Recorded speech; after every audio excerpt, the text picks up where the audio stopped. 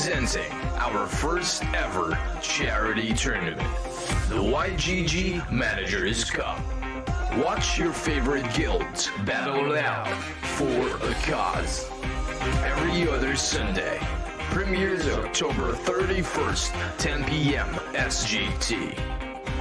We are YGG.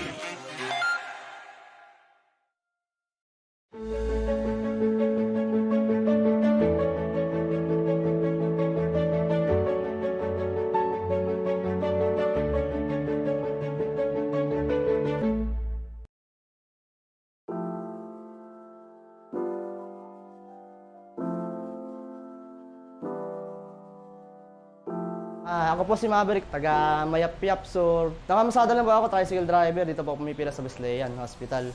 Na-discover ko po sa kasama ko, naglalaro sila ng Axie. Na-discover ko yung Axie YGG. Sumali po ako sa kanila. Tapos, naghintay po ako ng almost mga isang buwan po bago nila ako makuha ang scholar. Napaindak ako ngayon. Nakakuha ko yung sa may grand prize na sariling team. Yan ba yung ano mo? Triple aqua? Doon ko po nakukuha yung panghulog ko ng motor, pambayad ng kuryente. Halos lahat na po, doon ko na nakakuha lahat sa pag-aaksi. Tawagan nila. Then sinabi ko sa kanila, namamasada ka, tricycle driver ka. Si mama, si papa, saka po ako kami po tatlo, iisa po ipilahan namin. Maraming nagugulat, sino ba ikaw yun? Nanay ko ka ako, nanay mo ba yun? Namamasada rin, sabi sa akin. Ayaw naman ka akong ng ibang trabaho, ang gusto niya, mamasada na lang din. Napasok ka niya kami. Si papa naman, on-call siya ng mga doktor hanggang sa mild stroke siya. Pagkalipas sa isang taon, bigla naman na aksidente sa may highway. Sinuro siya ng kulong-kulong hanggang sa magkabali-bali katawan. Ayan, nandyan na lang siya. Laki ng hirap ko doon sa aksidente ko nito. Pero nung nagkaroon siya ng action na ganyan, medyo lumuwag yung buhay niya. Pati mga anak niya. Ako din, tinutulungan niya ako.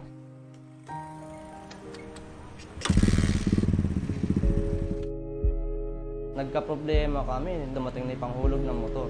Wala talaga kung nabis na ipon. Pinakamalaki nga yung pandemya, ang tinikita ko sa pasada, 200. Maghapon yun. Lalabas ako nung alas 8 ng maga, uuwi ako ng 7 ng gabi. Meron man sumobra, bibili pa ako ng ulam namin. Pang kinabukasan pa. Tapos nung nagkaroon ako ng scholar team, buwan-buwan, di na ako nakakautang talaga ang nabis. Panghulog ko ng motor, na-sustain ko dahil sa Axie. Hi guys! This is my Axicle. Ito yung panghanap buhay ko, source of income. Tara, let's ride! Tapos, plus 1 referral, bigay ko na lang ako yung sa may bayaw ko para ako makatulong din ako sa kanila. Masarap pala sa loob yung natulungan ka tapos tumulong ka. Pero masaya pa rin ako, buo yung pamilya ko. Malaki yung talagang pasalamat sa YGG na yun. Sobrang salamat.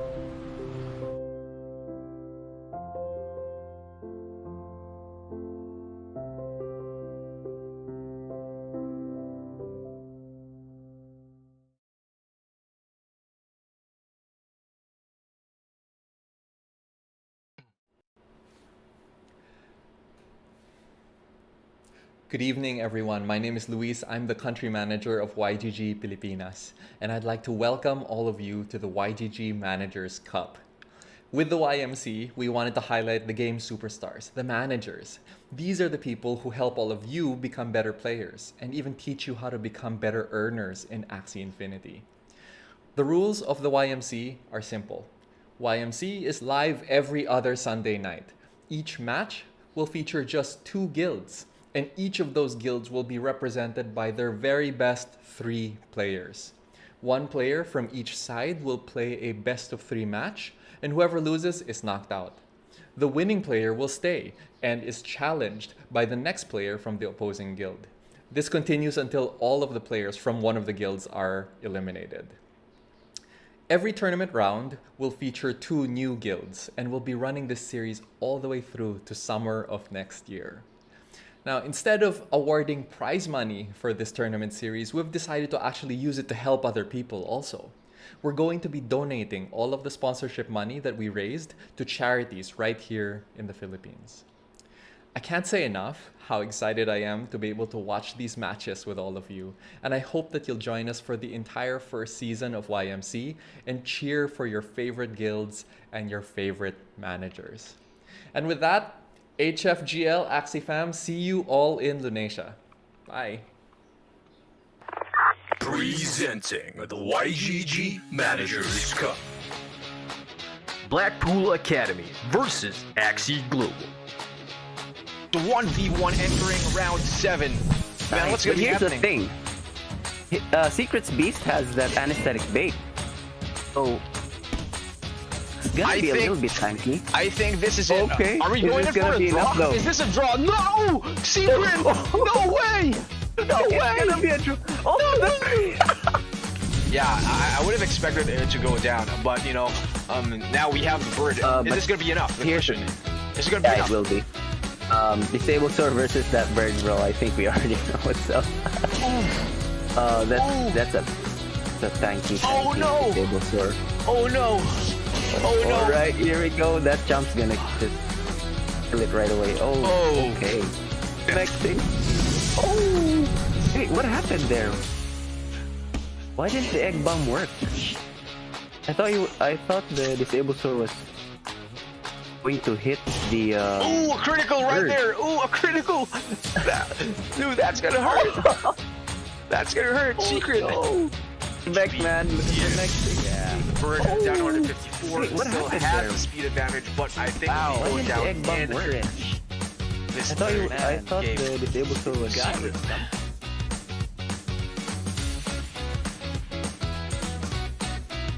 Two has last reacted, one the last stand for the bug. Hound's no choice, but he has to break through. Now we have Kuyamorphs going in for the painful damage. I think this is going to be it. A double all-out shot taking out Hands in round 6, and that is a GG, my friends. Oh no, a critical! A critical, but unfortunately we have Kuyamorphs. Oh, yo, double bulwark. This is it! This is it! Or is it? Faster than the beast. Oh! There it is. You! Axie Global, one step closer to the crown. We'll be moving on to the next round. This is the YGG Managers Cup. Yo, what's up, what's up, what's up, what's up?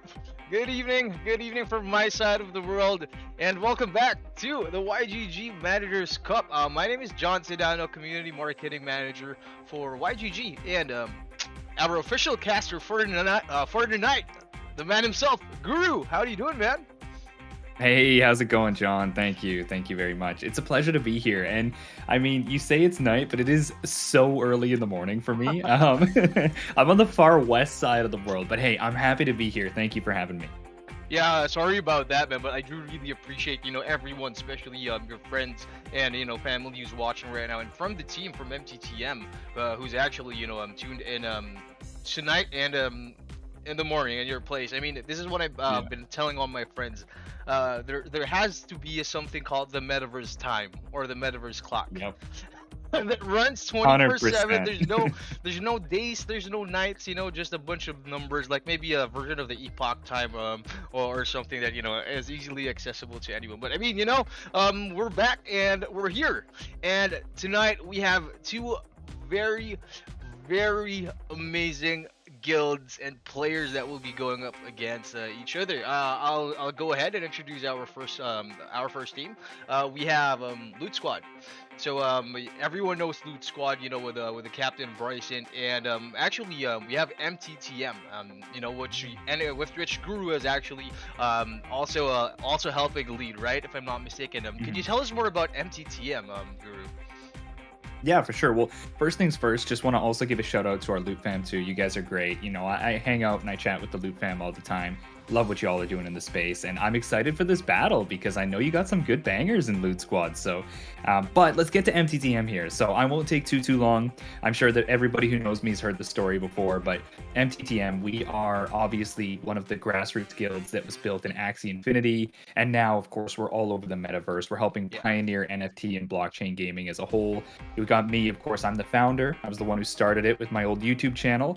And then it grew into so much more than that. Now we've got the wonderful core team, co-leader Abu as well, who's actually competing tonight. So everybody, make sure you keep your eyes peeled. We got none other than Abu NFT, who's going to be battling it out with Nash and Kira. So really excited for that. But yeah, MTTM, you know how we are. We're always about the community engagement. We're supporting projects. We're very selective.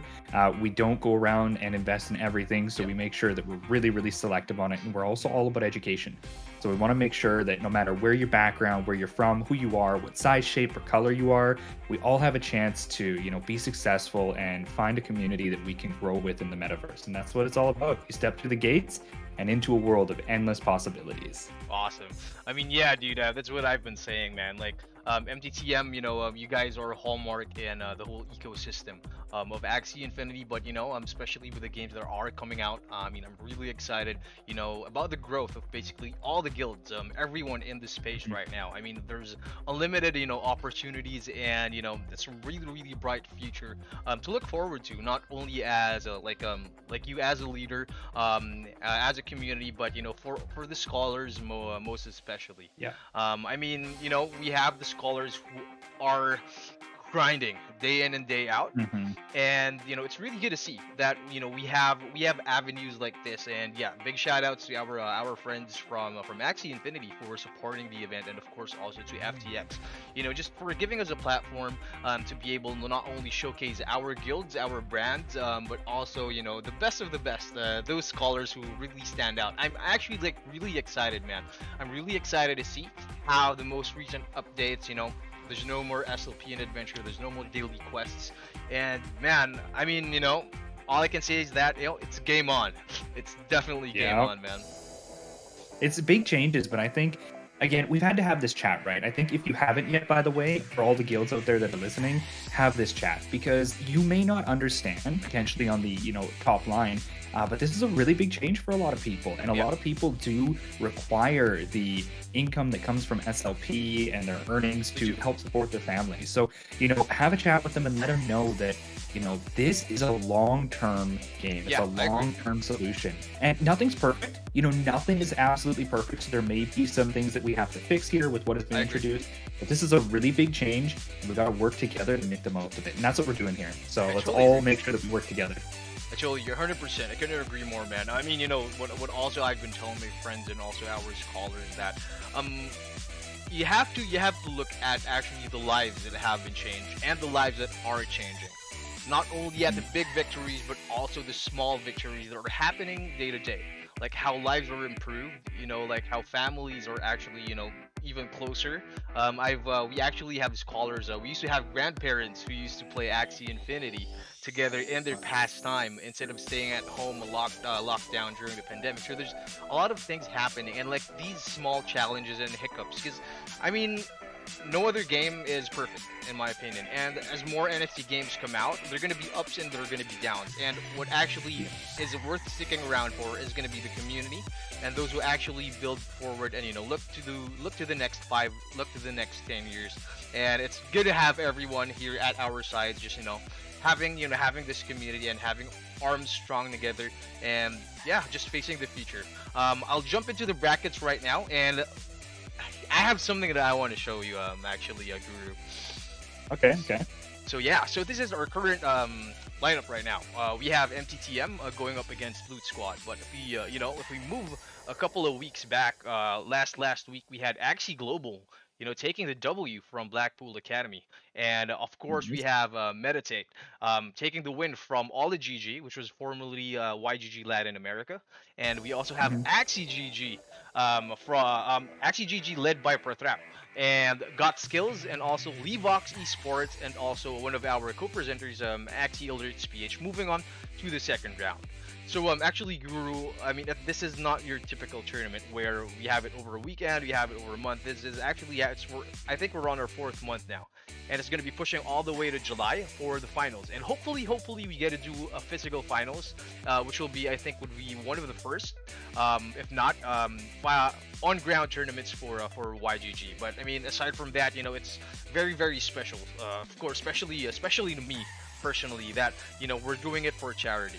So we are going to be giving out the prize pool to select charities in the Philippines, and one of them is the Gentle Hands Orphanage here in Quezon City. And last year, they actually tested positive for COVID, like the whole orphanage, with over 150 both orphans and also staff. And like we want to help rebuild and moving forward and entering into 2022. And yeah, we're just really happy like you guys are a part of it. And I mean, what we actually want to happen is we want all the orphans to sign the NFT physical trophy that we're going to be putting out and giving to the winner. So really looking forward to that, man. That's so amazing. Huge shout out to you guys for that, because it's one thing to run these events and they're amazing, they're interesting, but it's another thing to do it for a good purpose. So I really love it. And look at all the names we have behind it too. Like, these are some heavy hitters. We got Meditate, we've got MTTM and Loot Squad here. You got GG, you've got all sorts of different people. CTG, Levox. It's great to see everyone come together. I love watching this. This is probably the best part of the Axie community, right? When things like this come up and we can support, everybody jumps on board. Yeah, and I mean, it's also a way of introducing, the celebrities, I would say, in the community. Like getting, let's say, for example, MTTM introducing them to the YGG community for those who haven't encountered you guys yet, and vice versa. So it's more of it's community building and also helping. It's also social work at the same time. But yeah, of course, like again, I couldn't emphasize it more, but big thanks to everyone who's building this event. Of course, like the players, the management teams, the guilds, and of course our sponsors. But yeah, let's move on to the brackets. So there you have it. So I mean, Guru, why don't you tell us more about the players that we have tonight for MTTM? For sure. So, as I had mentioned, we have co-leader of MTTM, very well known for his mystical style, Abu NFT. He is going to be duking it out with Nash. Nash is Axie Farms. So, the Naxie fam has been very close and a strong partner of MTTM for a long time now. And we're very happy to be working with them, of course. They are MTTM fam through and through. So Nash, the leader, as well, coming up here. We got some really big names on the MTTM team. I'm fanboying over this. And then Kira, he is an absolute wonder. Not only is he a long-time MTTM and Lunasia Academy member and leadership figure, but he is an incredible player. So keep your eyes on Kira. I'm not just trying to pump his jets, but I do know that he's a pretty good player. So I'm sure he's going to show us some awesome gameplay here. Of course. I mean, yeah, I'm pretty much excited. I mean, it's actually like my first time watching MTTM on a competitive scale, and this is what this is actually what I love most about tournaments when it comes right out of the new season. So we really don't know, what tricks like all these players that have up their sleeves. I mean, we have Brokion, we have XLR and Jackie from Loot Squad, repping the whole team, the whole guild, and I mean, they're actually like a flexing some. If I'm not mistaken, these NFTs are called the Board Punk Society of the Philippines. Yeah. Like these are pretty cool NFTs right there. But yeah, now let's see if their power in holding these NFT, will that translate to their power in the arena going up against MTTM? And really looking forward to that. Yeah, but just right before we start, Guru, like just some quick background on how the mechanics work is that so it's basically a team deathmatch. So both teams get to pick who's going to be playing first, and it's a best of 3, and whoever gets knocked out is out of the game, and the remaining team will have to pick who will be going up against who won previously. So until everyone's wiped out, and yeah, that's where we're going to be having our winner. But yeah, really looking forward. And after every match, we have 30 minutes for both teams to synergize, strategize, and come up with with what they want to offer and put out to the table with maybe new surprises like a rabbit out of the hat. But yeah, I mean, it's not only a 1v1 tournament, but it's also, I consider, highly a team tournament as well. No, that's awesome. I'm excited to see that. I think it's going to allow for a lot of theory crafting and strategizing. I'm excited to see what both sides bring up, because hey, I don't have my hands in what MTTM's doing. That's all on them. I just got to trust them. Yeah, for sure. I mean, not to mention, man, it's also in these tournaments when we actually find, discover like new metas. Like, I mean, as you mentioned, like all these guys spending time day in and day out doing their research, theory crafting, and like one way or another, like there's gonna be this new combo or this new Axie or this new team that we've never seen before, and it's just gonna change the whole game. I mean, aside from that, man, like before, while we're waiting for the first game, what are your thoughts on Origin? Oh wow, that's a huge question. I could tangent on this for hours. Honestly, we have already in MTTM Discord. So, I mean, I think everybody shares this sentiment that I'm very excited to see Origins. Sure. But I think that for the reasons that I'm excited might be a little bit different. One thing that we are pretty well known for in MTTM is our breeding and our theory crafting that we did, especially from season 18 up until about season 20 here, is we love to get in and take new uncharted grounds and start piecing pieces of the puzzle together. So when it comes to Origins, we're going to be introduced an entire new frontier of opportunity to strategize, and that is going to be where we have those really late nights chatting with all the MTTM fans saying, hey, what do you think about this? Well, what about this idea? Oh, what if we put this and this together? This would be awesome. And I think that, you know, that really nice, like bringing everyone together, and it's not just leaders, it's also all of the scholars and all the members coming together. You know, I just love that. I think I'm most excited for that.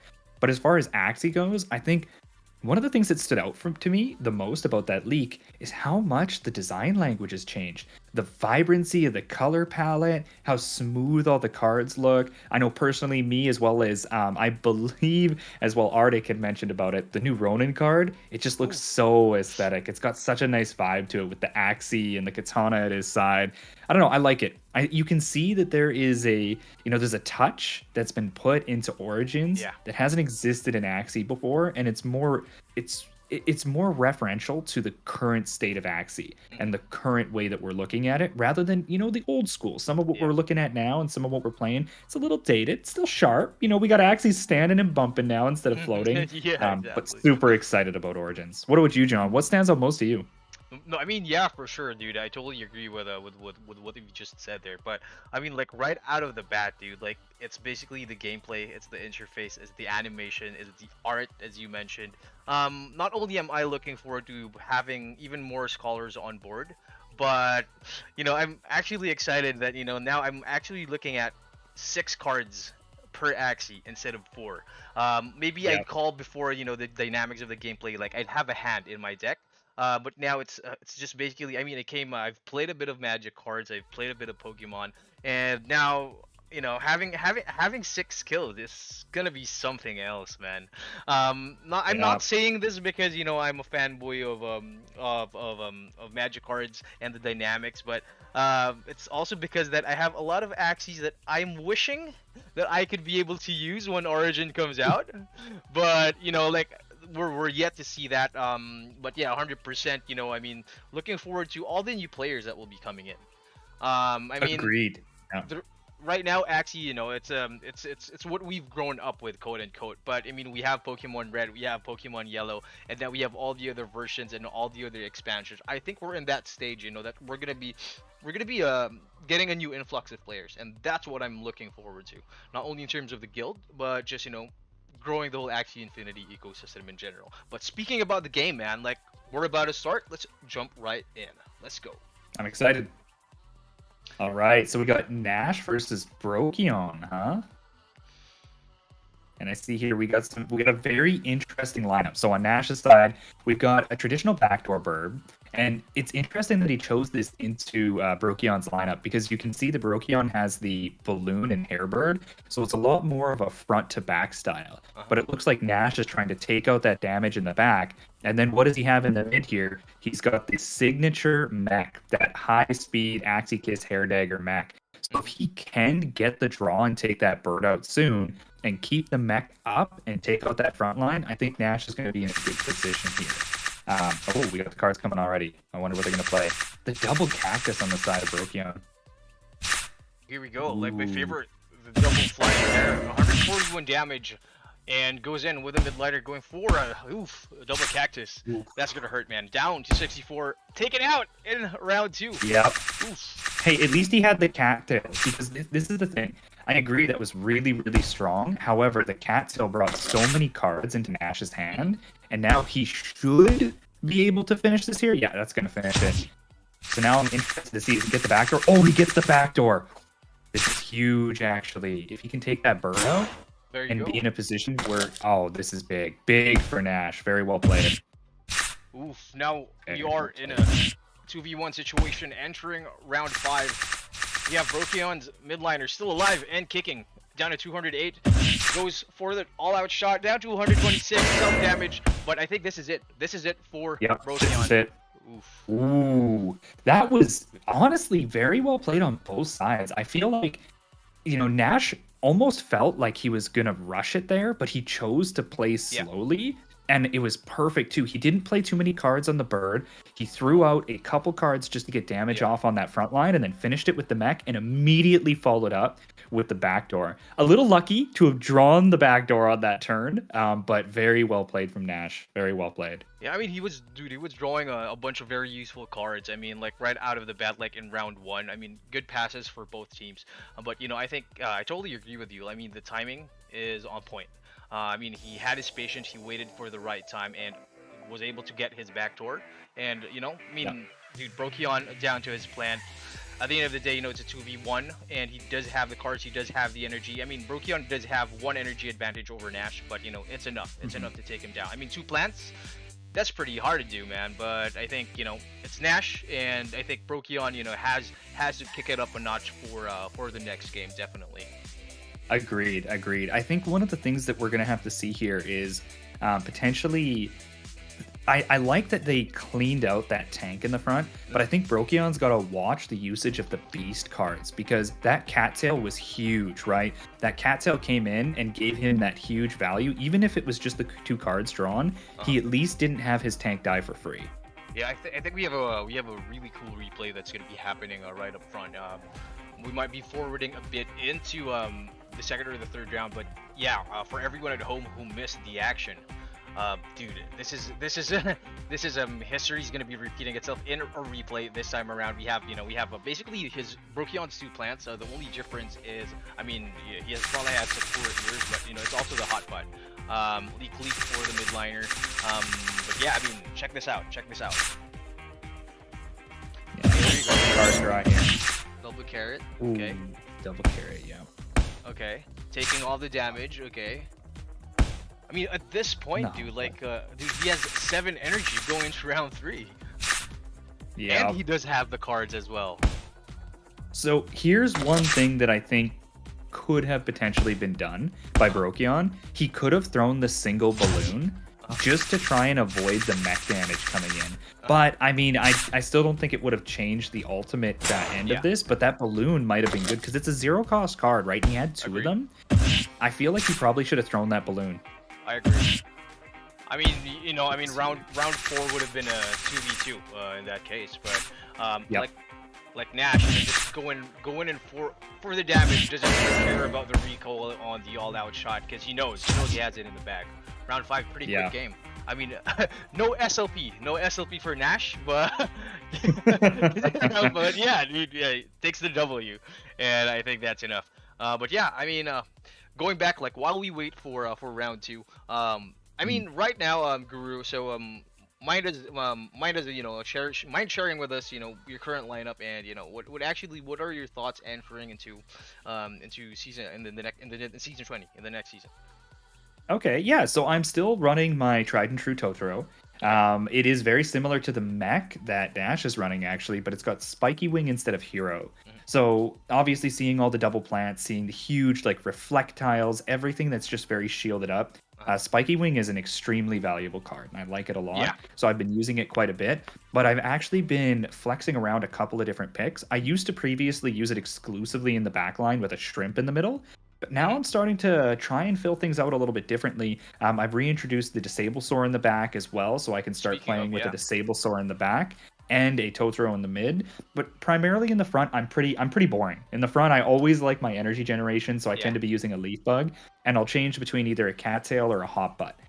Into the future, though, from what we see here, I do think we're probably going to see a resurgence of beasts coming up, because I know there's been a lot of optics on beasts and a lot of the card leaks that have come from Origin. So I think we're probably going to see people speculating a lot on beasts. And I love beasts. Anybody who knows me, obviously, you probably know my good old Toonut.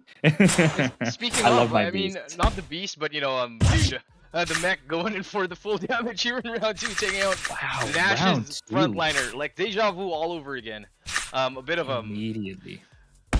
a bit of a waste for Brokion's frontliner there. That shield didn't do anything. But I mean, at the very least, Ooh, you know, what he switched it up. He has his mech instead of his hot butt plant this time around. What's going on with Nash? He hasn't played any cards at all. Might be disconnected. So okay, I think that's what happened. Yeah, because I was wondering what was going on. I'm like, that's good for Brokion if he's making these plays, but Nash isn't playing any cards. But yeah, we're gonna be getting a quick update from our head of esports, Mike, who's in the background. But yeah, while waiting for that, yeah, I mean, we were talking about your beast and your plushie right there. I've always wanted to own my very own. Is this a custom made plushie? Is this actually Custom something made. they actually own? Yeah, this is my custom plushie. So I had this made. Look at his cute little face. He's even Yeah. got the Ronin on the back, No and he's got the way. Nutcracker tail. No Yeah, way. he's ready to go. I keep him up on my side here, so he's he's my mascot, Axie, right? When Yeah. I first actually started in Axie Infinity, I bought a terrible team. I'm sure we all go sure. through that, especially the OGs. But then once I figured out how the game works, I decided to pick him up, and I picked up my white fluffy beast. I was super happy about it. But yeah, that's Tunut. And I had to pay a lot of money to get it custom made, because when you custom make plushies, there's a lot of preparation and development. But I had to do it, right? I had to do it. Everybody's been talking about the plushies, and a few times I've shared him on social media. He always seems to go viral. So I think the money was well spent. For sure. And I mean, at those times when when you're not sure about your next move in the arena, I bet both of you guys have eye-to-eye contact, and just have the idea, and he just gives you that signal of what to do next, right? Exactly. Yeah, exactly. I'm looking forward to Origin. I hope that, with the introduction of ear cards, ear and eye cards, maybe we'll see non-max speed beast, because he's a pure beast, pure through and through. Maybe we'll see them come back a lot stronger. Yeah. I mean, this is where you'll see that the guys are going actually for the collectibles, especially like your players and veterans like you. Now it's not just about like what axes you're like, what type of axe you're like, what color of the axe is. It's something that as a collector, basically, if like 10 years down the road, maybe he's your squirrel. You know what I'm saying? I mean, if you were Ash, like you had a squirrel, he has his Pikachu. Like this guy's your Pikachu. And I've always said he's like my Pikachu. And I'm all about collectors too. I've bred a few first Axies. So I've been the first person to breed a couple of like high tier Axies. I was the first person to breed a 48 speed Dust Tri-Spiker actually. Okay. And I always keep them. Every time I breed a new Axie and it comes out perfect, the very first one, I keep it. Because it's kind of like my sigil, right? It's my collector's piece. Yeah, I mean, if you were to like draw up a banner or like a poster of like a movie poster of you, like you'd want to have like the cutest Axies going into the movie with you, right? Like all of them, like all around you, like in defense or ready for the offense. But yeah, I totally agree, man.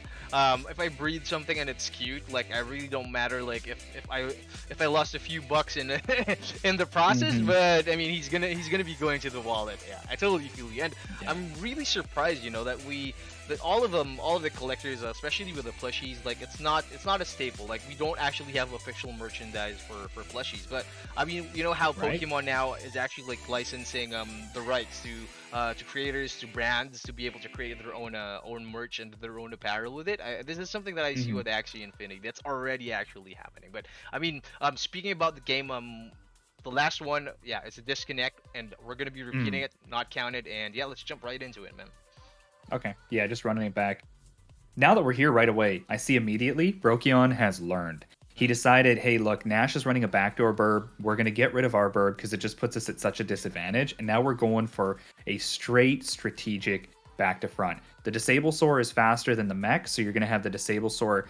I'm almost certain he will be targeted first, unless they're the same speed. No, the mech's going to be a little bit slower. So if the backdoor bird comes in, it's going to be the Disable Soar he targets. That being said, he has the Pigeon Post and the Egg Bomb, so he can actually utilize the targeting from the backdoor bird to throw the Aroma on the Disable Soar and then follow up with the mech damage to try and clear out the Disable Soar right away. So I think that's going to be the win condition coming from Nash, is to get that Disable Soar just completely off the board. And then if he gets into a 1v1 with the mech and the bird, in most cases we've seen how that turns out. A bird will shred a mech down. For sure. For sure, totally agree. I mean, not to mention, the mech, though he does have. I mean, a lot of people are using Acro, like especially the most recent seasons.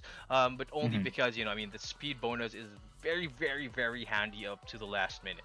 I mean, like we're always used to the default like a Ronin and double nut. But at this point in time, like it is really good to see where everyone gets creative. Like not necessarily. I mean, I still remember the times when pure breeds were almost on everyone's lineup, everyone's roster. You only see changes, you only see switches when you get to the higher elo. But even even in 1,200 MMR, even below sub 1,000, dude, you'd be surprised who you're gonna be going up against. Like everyone's in it to win it, man. It's really exciting. I agree. Another thing we want to watch here too, by the way, is the differences of the tails on the front line. So the frontliner on Brokion's side is going to have obviously the leak, which is going to be good if Nash decides to throw a bunch of cards into him to finish him off. If he can time that Hatsune and get the range cards taken off of the midliner and the backliner, look at their cards.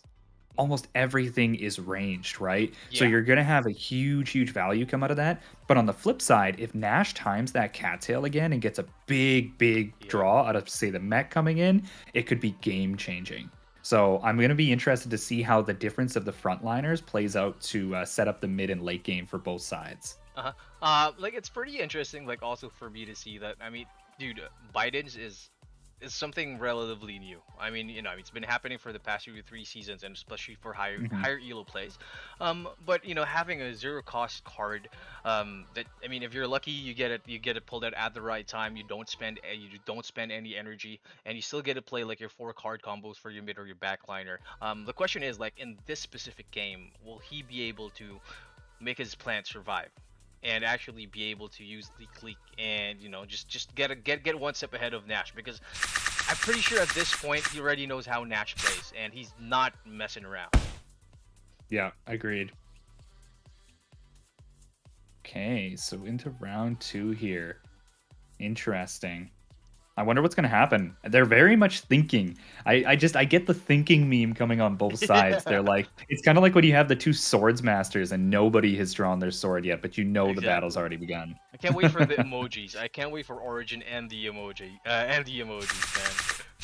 man. Yeah. Okay, here it comes. We got the cattail coming out. Ooh, looks like, he refrains from doing it. Good job, Brokion. I think he felt the cattail was coming for sure, so he didn't want to throw out the damage. Very smart, actually. If you have the cactus on the frontliner, why not, right? You don't need to put the damage on the mech. If you have damage from that cactus is no joke. It'll clear something out very quickly. For sure.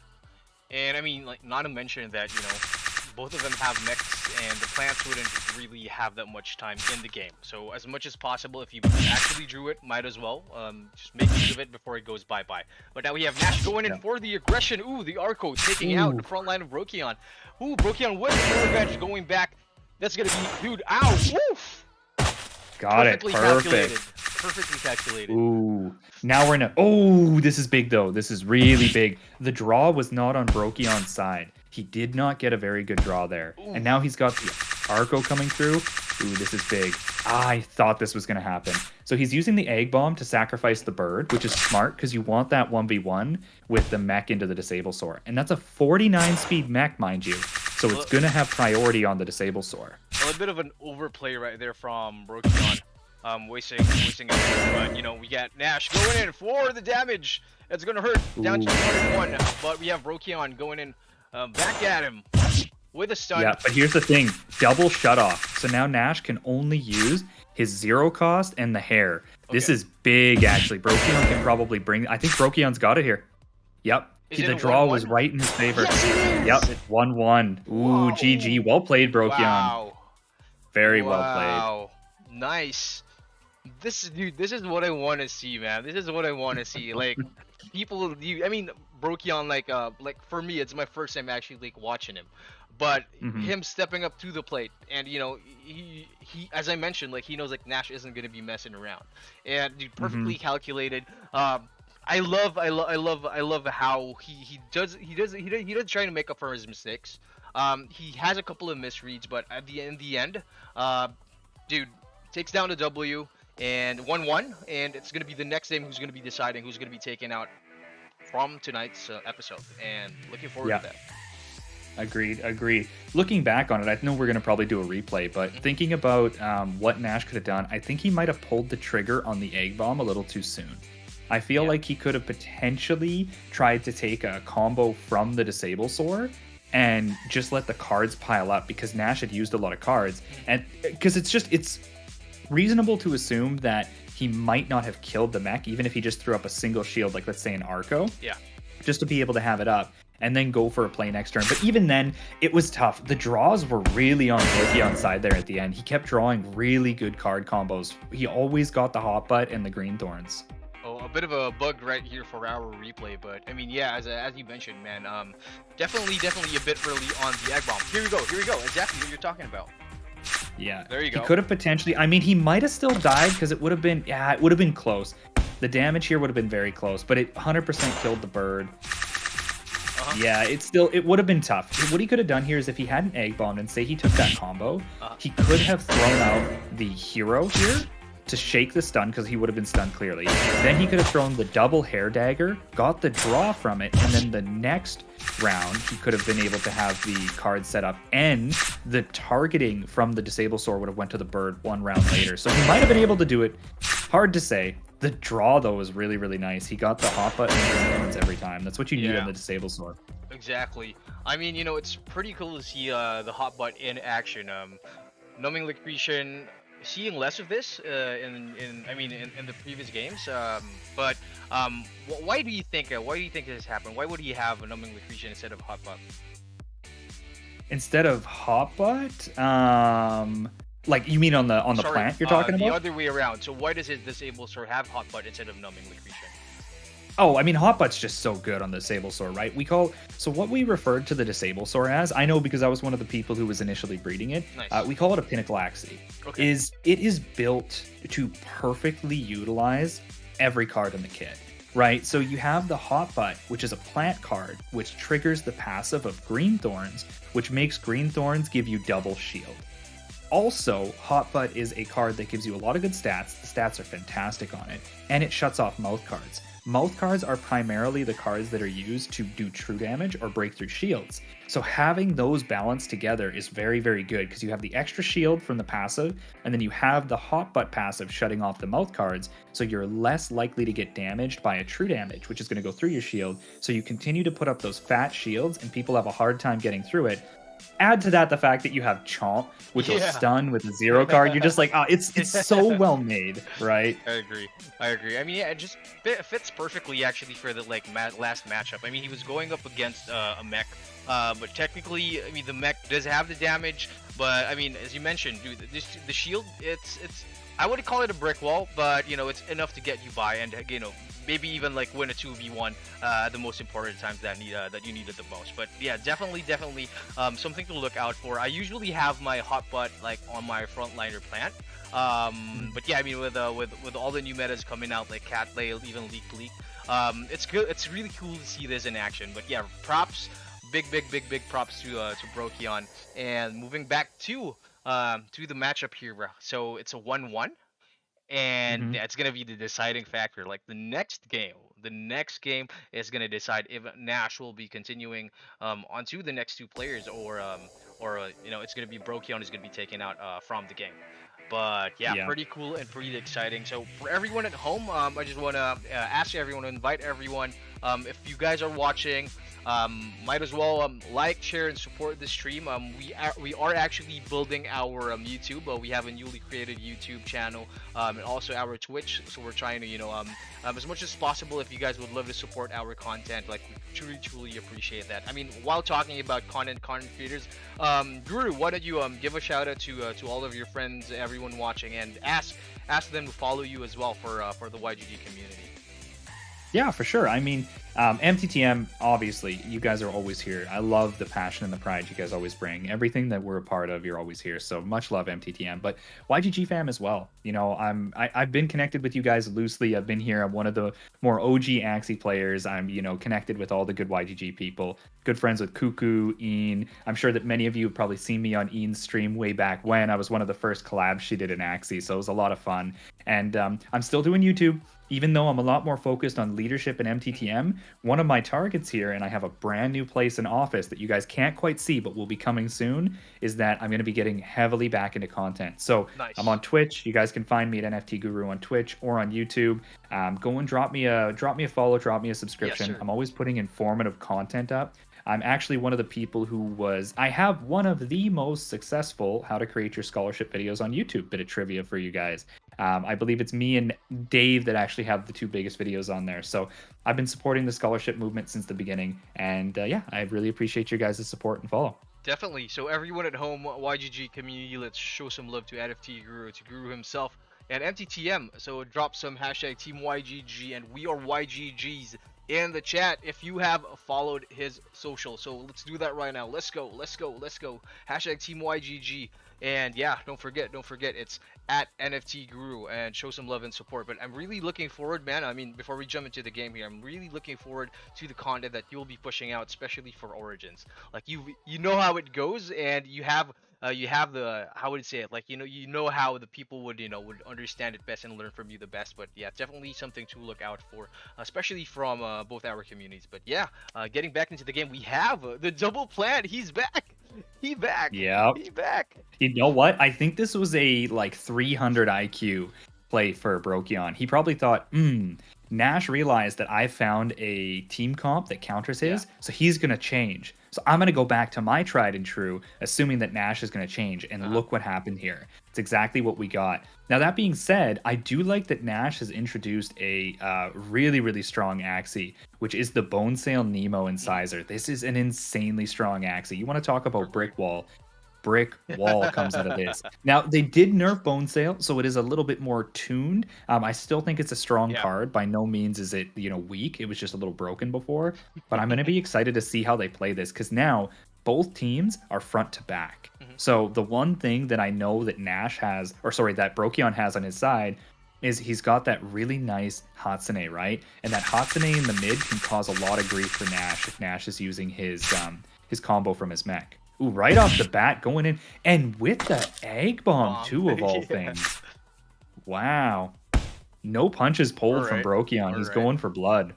All right, you have Nash going into the next round with 5 energy, and Brokyon with null. He does have his double cleanse sent right there, though, so he might just be healing whatever damage is going to be dealt in the next round. Or, I mean, I don't know, maybe they may actually pass. Who knows? Like, these guys these guys are unpredictable, and I guess that's why, they're the ones going up against each other. I mean, Nash with a handful of cards right there, actually playing, going for the double acro, double 137, and the lethal. Here we go. I think, yeah, this is big. This is really big. He's going to get it with the cactus really good. Love it. Love to see it. Lot of cards on that midliner. Ooh, going for the balloon. That was smart. I think he went for the balloon because he knew that Nash goes first, and if Nash tried to come out with a heal or a brick wall, it could have been really, really bad. So now we're in this spot. Wait till you see this brick wall. Oh my god, on both sides. Look at the brick wall. Insane. Kiss. Ooh, there you go. Yep. Huge play, though, out of Nash here. Lots of cards going out, which, I mean, it's a good thing, but also a bad thing, because now we're going to have the double heal and the Hatsune value coming off. Oh, the crit! On the heal, too. When he needed it the most. Like, my question is, does the crit actually add more heals to the damage? Does a crit actually... It does for Zigzag, because the card itself says heal for the damage dealt by this card. Interesting. Oh, wait, look at this. This is going to kill the bird, I think. It's going to kill the bird. Oh my goodness, misplay from Brokyon with the... Oh my goodness, Brokyon. Now... Oh, Nash is going to go for it. He's just going to kill it. It's over. GG. This is it. GG Nash. This is it. Bringing the dub. GG. With the Axie kiss right there from Nash. I mean, dude. Yep. Oof. Brokyon, I would say, almost had it. almost Yep. had it for a bit. I mean, a bit of miscalculation, a bit of misplay there. But regardless, big GGs to both players, and we have Nash moving on to the next game. Good job, Nash. Good job to both players right there. And yeah, I mean, we're gonna be waiting for the replay in a bit. But I mean, right out of the bat, I think him bringing out his double plant again. I do this sometimes. Like if this is my meta, my personal meta, if this is what works for me in the arenas, then there are gonna be times that I won't get the cards that I want. But I have the confidence in my lineup, and I think that's what what was going on in Brokion's head, and just props to him for the huge play right there for that decision, and just bringing it out and trying to actually like show him show the community what he's got with that lineup. I mean, pretty cool lineup. I can't wait to actually see him more in action in the future in the arena. But unfortunately, going back to the matchups, there you have it. We have Brokion unfortunately eliminated from tonight's game. He played well, though. Brokion played very well. I like the strategy element that came in where he threw the counter matchup into Nash and then forced the team swap and went back to his tried and true. I do think that Brokion could have potentially taken that. That egg bomb was really unfortunately timed. I bet you he thought that Nash didn't have the cards to clear out the bird, and he was just gonna. Because here's the thing: if the damage had gone onto the bird and not killed the bird, and they were able to clear out the I'm going to call it the Bone Sail Nemo, but whatever you want to call it, the Bone Sailosaurus here. Clear that out and then go into the 1v1 against the mech. The bird doesn't need any health, right? Because it usually goes first. Yeah. So I see what he was going for, but yeah, just unfortunate that Nash had that full combo. And well played by Nash to throw that out there, because he might have thought, maybe this would be a waste if it goes into the plant. But at the same time, you've got to go for those, right? You've got to make those risky decisions. Totally agree. I mean, the patience definitely paid off right there for Nash. I mean, Brokion going in guns hot, basically, getting free damage in the first round to Nash. But I mean, unfortunately, that wasn't enough, and Nash saw it coming. So here's the replay. Yeah. Let's check it out.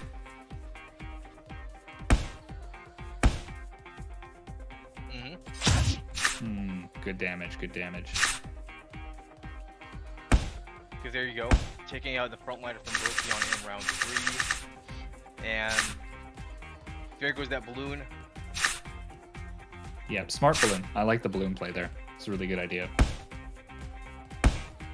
This I feel like was maybe a little overplayed there. He probably could have gotten away with just using a cactus, but either way, brick walls here. This brick wall was beautiful, by the way. Brick walling up for this play, knowing that Nash hadn't played the last round, so he was going to go all in, and then having the double heal on this too. And even the crit. Let's watch the crit so you can see that heal, so you can answer your question here. Look at it.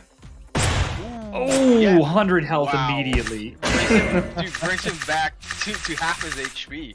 I mean, totally agree, dude. Like, if he didn't brick wall at that point in round 4, he would have been gone. Definitely would have been gone. That was a lot of damage. This is smart, Tito. Watch this. So he shakes the fear with the 0 cost, then he comes in with the full damage. Now, I don't think he needed it per se, because he probably would have killed him there, but just in case, it's good to make sure that the max damage goes up. For sure. Here we go, dude, Nash just taking the W. Well played. Taking it home, putting it in the bag, not messing around. He wants to get onto the next game, but yeah, dude, amazing game right there. Yeah, very well played. Who's up next for loot? Is it Jackie? Let's see. Shortly we will have our next player. So actually, how it also works is that the team decides on who they want to play next. So pretty interesting there. Yeah. Usually we have some teams that what they decide to do is they send their quote unquote their best player first, and then this guy could actually sweep the whole opposing team, or they put it in last, and it's really totally up to them. There have been times where we haven't been able to see the other players play. A good example of this was with Axie GG. So Axie GG Perthap just sweeping the whole competition. And I mean, I'm yet to see the other players play. I think also Zero from MT8 from Meditator did the same thing. But yeah, these are Zero's a monster. Dude, for sure. These guys are what I love to watch the most. Not only because they could do the sweeps, but there's also players who actually have surprises in the back and get a reverse anytime.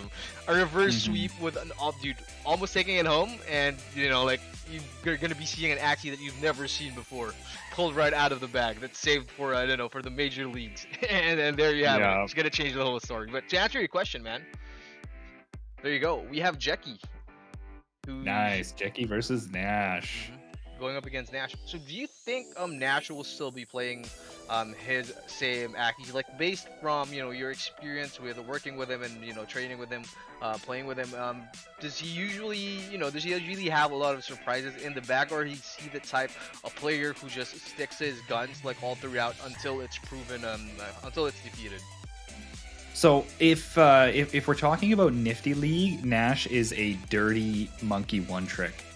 So I got to make sure he knows, because I'm guaranteed he's listening. However, when it comes to Axie, the one thing I know about Nash is he's able to play anything. He's super versatile, right? Yeah. He will often come into our voice chat because we like to get together and just have fun. We're gamers. We like to game together and stuff. He'll come in and say, "Hey guys, I want to get a new team. I want to make a video on a team.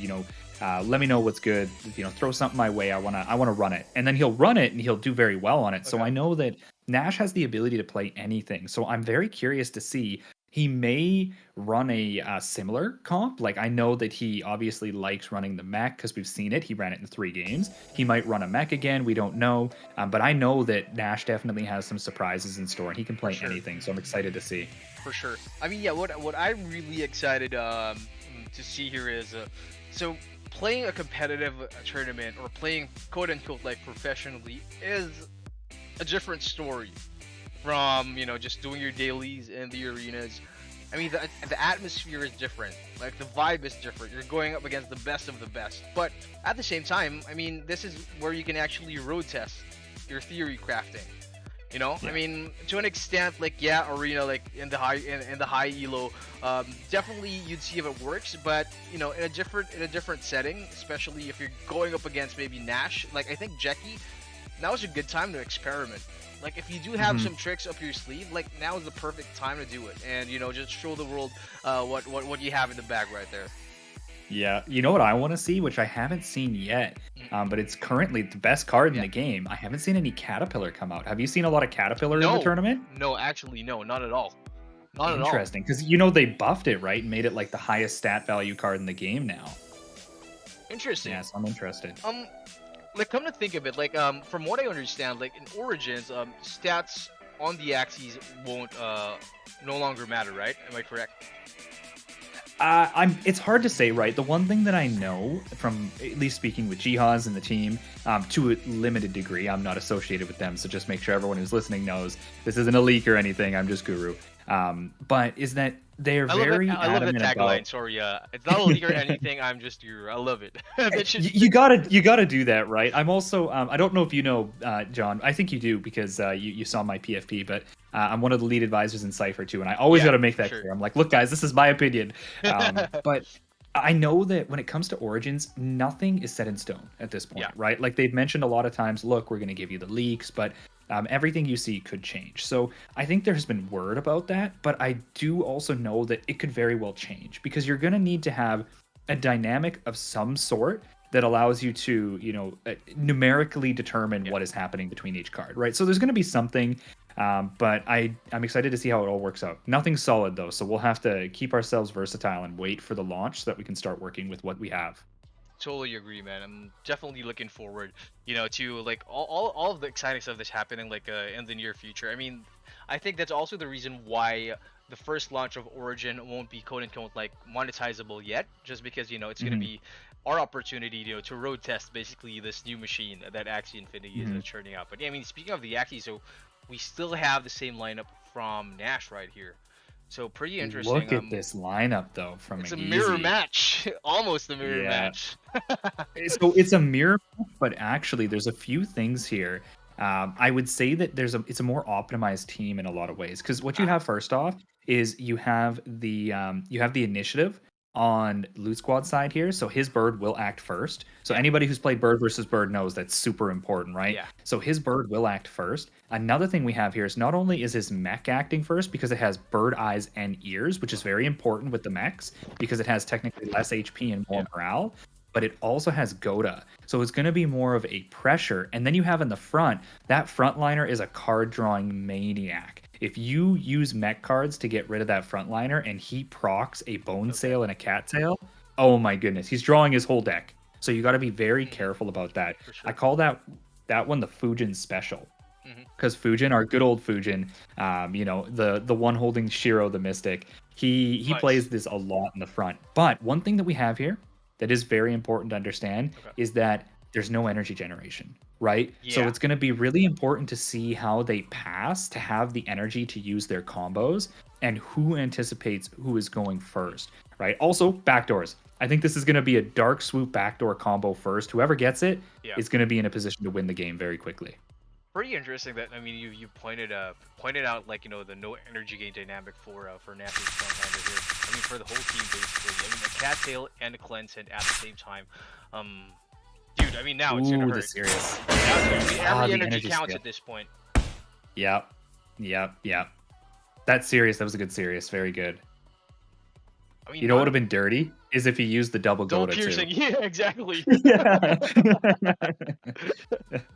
I mean, yeah, I mean, totally. I mean, actually, it's a McGeezy that we have playing right now, so we have a bit of a correction on the lineup right now. But yeah, McGeezy using one piercing, waiting for the perfect time for that. Ooh, taking It's out over. Nash's backline. Yep. Remember what I said about that backdoor? And it was the perfect draw too from McGeezy. Perfect draw. Another Goda coming up too, which is really smart. Because he knows that Nash is in a position where he either saves here for a combo or plays. And look at the Cattail came out. Oh my god. It's Nash, I love you, my man, but this is not the game. I don't know if you're gonna be able to come back from this. Ooh, really nice. Nice that he follows up with the mint afterwards, and here comes the backdoor. There we go. It looks like it's over. Why didn't the mint proc the last stand? Oh, so this is one thing. Actually, it's a weird bug, by the way. Plants, when they go into last stand, have 2 ticks. However, it's a bug where if you have a non-targetable card, like a mint or a pumpkin or something, follow up from a damage card that would put them into last stand, for some reason, it just shows 1 bar. Yeah. It doesn't show 2. So what actually happened there was the mint did register it, but that 1 bar just didn't show, right? Yeah. Ooh, so close, actually. The brick wall was almost there. Oh, if this crits, though? Oh, no, it's not enough. So close. Down to 14 for the mech plant. Jeez. Plant, You know what? Plant versus mech. Huge right there. for Nash, though, that he was able to come back that close, actually, because that was perfect card draw on McGeezy's side. Perfect. The way it worked out, that round 2, perfect backdoor. He got the aroma and the pigeon post, so he was able to put the aroma on the bird and then finish off with the piercing sound. Absolutely perfect draw. So good on Nash for bringing it back, but very well played, McGeezy. Yeah, definitely. I mean, we still have McGeezy. Still have his double arco and piercing sound like right there in the bag. I still wish he did the double piercing and the veggie bite on the first round. That would have been trouble. But I mean, totally agree. Like not having an energy gain, a dynamic, or any energy utility on a Nash's end is a bit risky. And going up against that specific lineup off of McGeezy is, I mean, you know, at the perfect scenario, Nash would have taken it. Nash would have taken it like with all the damage that he has in the bag in the trade for a utility for energy. But unfortunately, you know, that wasn't the case. And now at this point, I'm not sure. Like, I wouldn't want to assume that. I mean, these players do their research at this level of competitiveness. These guys most likely will, you know, do their research and look into the bags off of the other players that they're going up against. But I'd say, I mean, that was a perfect matchup against Nash. If my mission was to take out Nash in the tournament, that was one of the, I mean, that's one of the best combos and the best lineups that he could have pulled it out of his Axie bag. But here we go for the replay. Oh, that bird going down on round 2 is just that's like one of the worst feelings when you lose your bird to a backdoor early, like round 1 or 2. Yeah, definitely. This was such a big play for McGeezy as well, because not only did he get the Cattail, he also got the Bone Sail. Just huge. So much card draw there. Like at this point, he's already used his both his piercing sound but he still has one veggie bite. But I mean, before the game, I mean, at the game ends, he's gonna be able to redraw it. Just shows how efficient that energy or that card draw utility is. You're going, dude. You're basically going up against the last Axie with no cards in the back, with no energy, and you're definitely at an advantage here. 2v1, round 5. No SLP again. There is maybe. No SLP again. Maybe one SLP this time around. This was really close though. Yeah. So the one thing, Nash played this very well. He used the heal to make sure, and he probably knew that that it was going to come out from McGeezy here. Okay. But this is where it is. So this is an unfortunate position. If Nash had gotten another veg bite, but even then, he probably wouldn't have been able to kill then. It is what it is. He played well. I thought he played very well, despite the fact that it turned out so poor in the beginning. Definitely. But yeah, the moment that bird went down, the game was almost settled there. Well played. Close fight. I mean, regardless, dude, pretty close fight. Excited to see what's gonna be happening next. So will Nash be switching it up and bringing back his lineup from the last game, or will he be sticking to his guns and trying to take the W this time around? A bit of energy management needed right there from Nash, especially that he's going to be going up against probably the same lineup. I think Jackie or McGeezy's pretty confident with what he has right now. But knowing Nash, as you mentioned, man, this guy's a monster. You really don't know what you're going up against. He can swap it out. Definitely. You know what I would like to see here? Because one of the things that I see about McGeezy's comp is that you can't front to back it, because if you misplay and you throw too many cards into that front line when he brick walls, you'd almost lose because you waste so many cards and you'll cause him to draw. It'll just be a rough position. So I don't know if Nash has it, but one thing that I think would be really good here would be potentially looking to introduce a shrimp. So you could try and take out that bird as soon as possible. So a shrimp might not be a bad idea to try and get that bird off the picture. And then at that point, if you are fighting mech to mech, the mech with the Axie Kiss is stronger in the 1v1 than the mech with the Goda, right? Because Axie just inherently has a lot more battle power out of it than Goda does. But there's a lot of things that you can have happen here. I do think that bringing in that Bone Sail Nemo would be nice, because it is actually faster than the mech. So it will protect the mech from the backdoor of the bird. But even then, there's just so many variables up on the board. I'm excited to see what they do. That's true. I mean, I totally agree. I mean, having that disables right there. That Ivory, but that Bone Sail tail slap combo. I mean, that's just gonna give you the energy gain that you need for Nash's team. But yeah, definitely something to look forward to for both teams. Let's go back to actually we're going to be backtracking a bit. I'd want to actually just jump in and promote something for our esports. So YGG is actually looking for competitive esports players, and right now we are looking for YGG Rising Stars. So if you guys have 200 MMR or higher, then in the last season, then we definitely would want to get to know you. Or if it's place at least top 16 in 2 tournaments consisting of 64 players in the last 2 months, let us know. So Rising Star is actually, I'd say, our quote-unquote training team for the elites. And the YGG Esports is currently handled by Mike, formerly from the Blizzard program, from the Hearthstone program in Blizzard. And yeah, looking forward to having more people join. And we do have really cool incentives for our esports guys. Not to mention rewards from ranking in tournaments.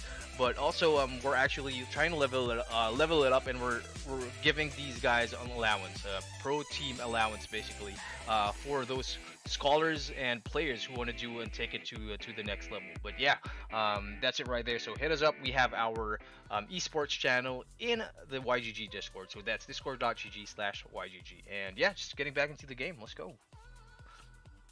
Let's run it. Okay, so a bit of a change up from McGeezy going for the double plant here, but Nash still staying tried and true with his. I'm interested to see how this turns out. I think Nash is just going all in for it. He either gets the biscuit or he's risking it all. Yeah, definitely.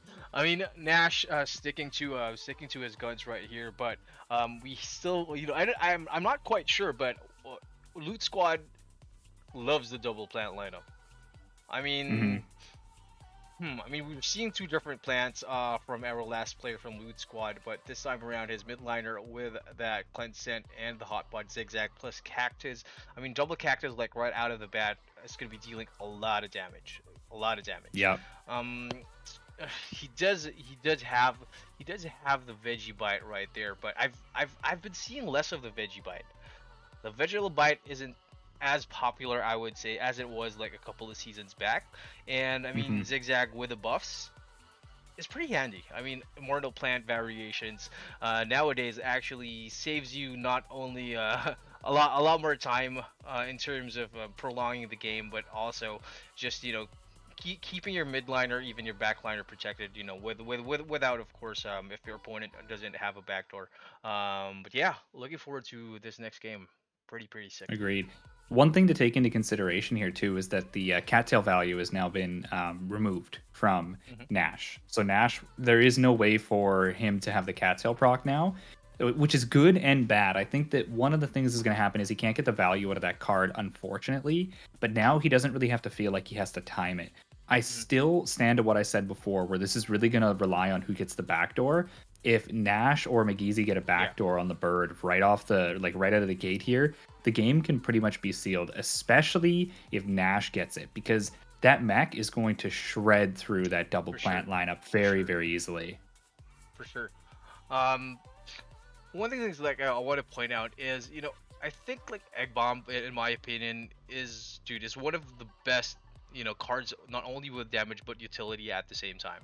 Like the way that Egg Bomb can switch out, you know, the outcome of any game, dude, it's really amazing. Like if you do it in the perfect timing, man, like you can turn the game around at any time. Agreed. Yeah, Egg Bomb's been strong for a long time. I like when it gets paired up with Pigeon Post too, because then at that point, Egg Bomb as a damage card doesn't lose its value. Okay, we're going in right off the bat, the double hair dagger. Ooh. Getting the draw. Ooh, immediately. And oh, this is huge actually. Let's see how the backdoor comes out. If Nash gets backdoor here, he's gonna need one of them to be an all-out shot though, because he's only gonna have 2 energy.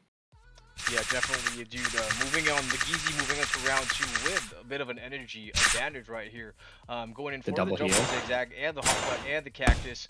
Unfortunately, that's not enough damage as he needs, but I think it's enough. Oh, Nash should go. Nash has to go for the backdoor here. I can't believe he's not going for the backdoor. I don't know what's up with Nash here. Why he didn't go for that? He should have went for it because he had the pigeon post and the egg bomb, so he could have. Yeah, he could have triggered the aggro. Now, McGeezy has the backdoor, and there's no way McGeezy's not going for it now. Oh, no. Okay. He's just going to go for the kill, which is smart. So he's getting rid of... This is super smart for him, actually. He's getting rid of the mech because he knows the real threat here is not the bird. The real threat is the mech. Because 1v1 against this plant, the bird is not going to be able to take him out. Like, in no world does this bird beat this plant. Oof. Double 19 damage, unfortunately, that's not going to be enough. With the egg bomb, he's just going to be healing it back. Plus the hot shot. And, dude, I mean... Brick wall is a brick wall. A 1v1 round 6. This is gonna be trouble for Nash, man. Yeah, even crits here won't save him. He's gonna make sure though he doesn't let him have the joy of killing him. He's gonna kill himself. The last laugh is with Nash for this one. But yeah, that brings us to 1-1. Both teams going on to the third game. McGeezy, I mean, yo, this guy is putting him a fight. Pretty interesting. Very well played. I do, as we were mentioning, I think Nash had a bit of a misplay there in that play when he had the dark swoop, the egg bomb, and the pigeon post, and then he had 2 damage cards on the mech. I feel like he could have went for the play there because he had 4 energy. I'm pretty sure he had 4 energy as well. So he could have went for the play, but he chose not to. And that bird just having free reign on his mech was really what cost him the game there because he needed to keep that mech alive. Definitely. Wait, sorry, like my bad. I think my bad. So we aren't actually having a round throughout game 3. Nash actually is taken out. Yeah. So, okay. My bad right there. Now we have McGeezy going up against Abu NFT. Ooh, Abu! So it's a 2v2. A 2v2 tonight. Man, dude, I love it. I love it. Nash, unfortunately, is out of the game. I mean, big props, big props. Amazing performance. I love the lineups. I love the combos, and the dynamics that Nash has been showing us tonight. Unfortunately, we have to move on to the next player, McGeezy. Dude, props, man. Yeah, well played. Wow. Wow. Looking forward to the next game. I mean, going back through the brackets like real quick. Here we go. Oh, sorry. We have the replays, and let's check that out right now.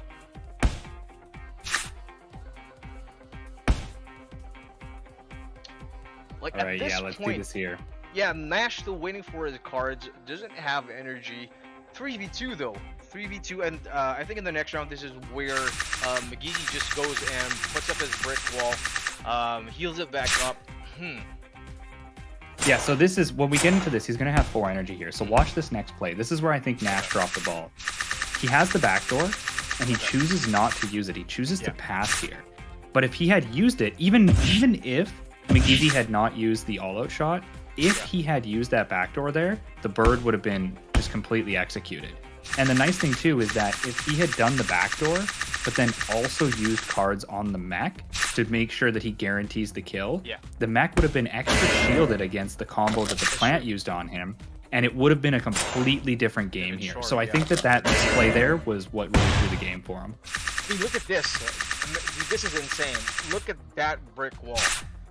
224 shield, double 119 from the blackmail, all-out shot. I mean, if technically, if maybe two of his, maybe if the egg ball or the all-out shot or the blackmail did a critical, he might have had a chance. I wouldn't know because he's going first. But No, I don't think so even.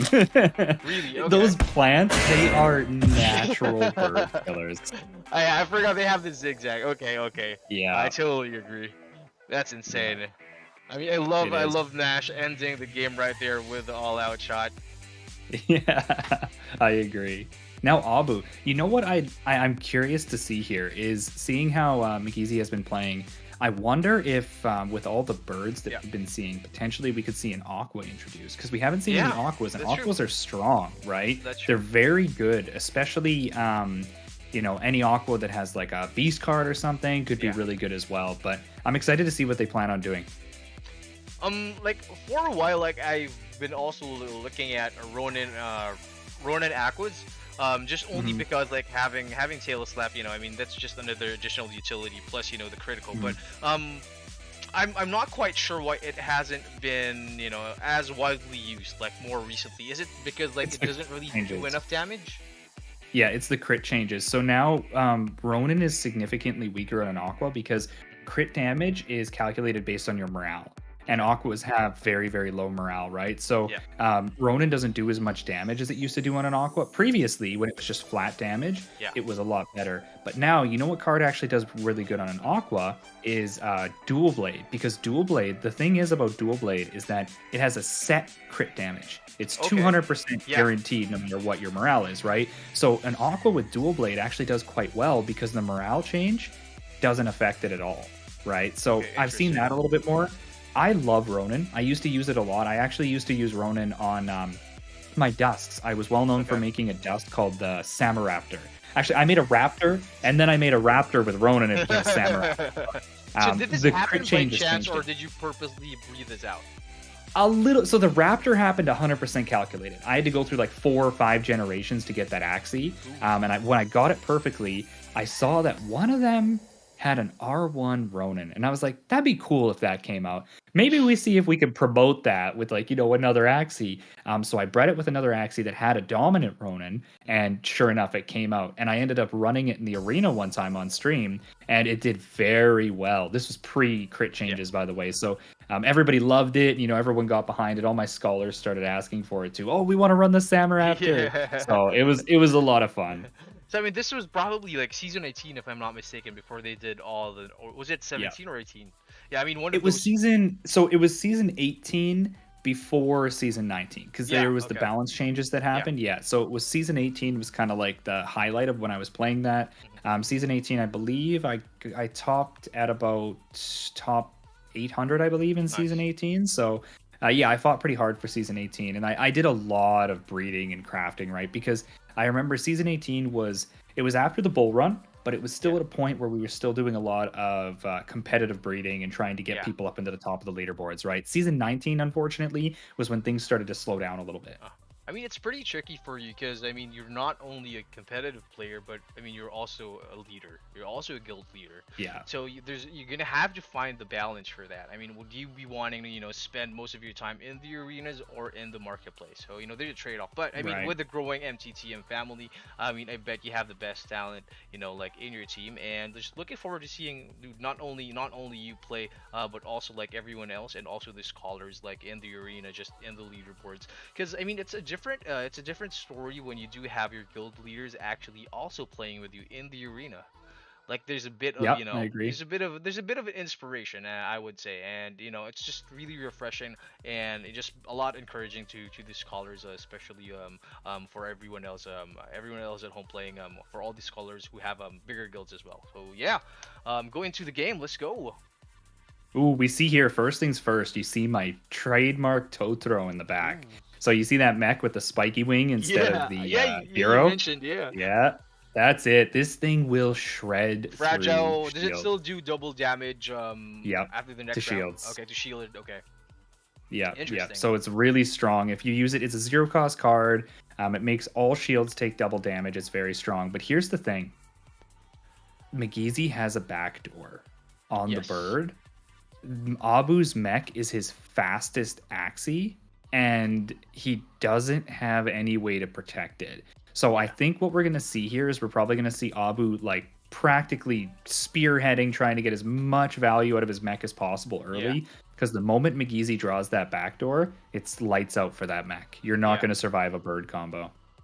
Yeah.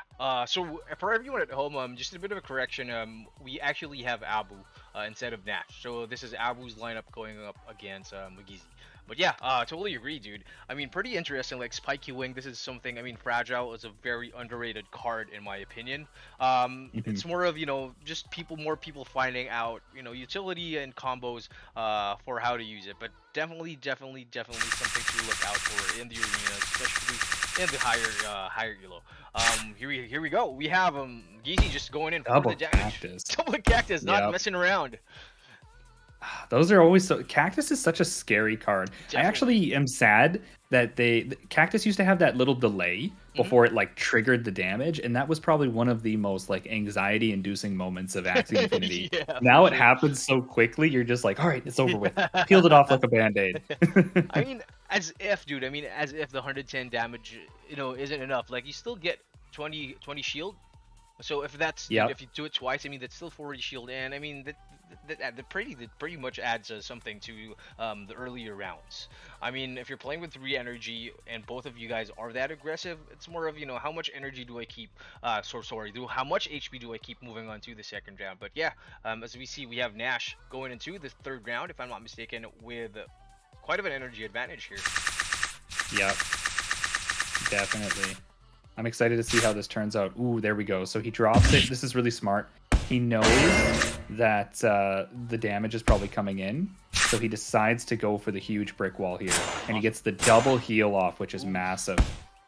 Yep. And now here's the beach. The beach isn't going to kill, but it's still a lot of damage. He's got to make sure that he takes out that frontliner as soon as possible. Like McGeezy's frontliner in a bit of a trouble here.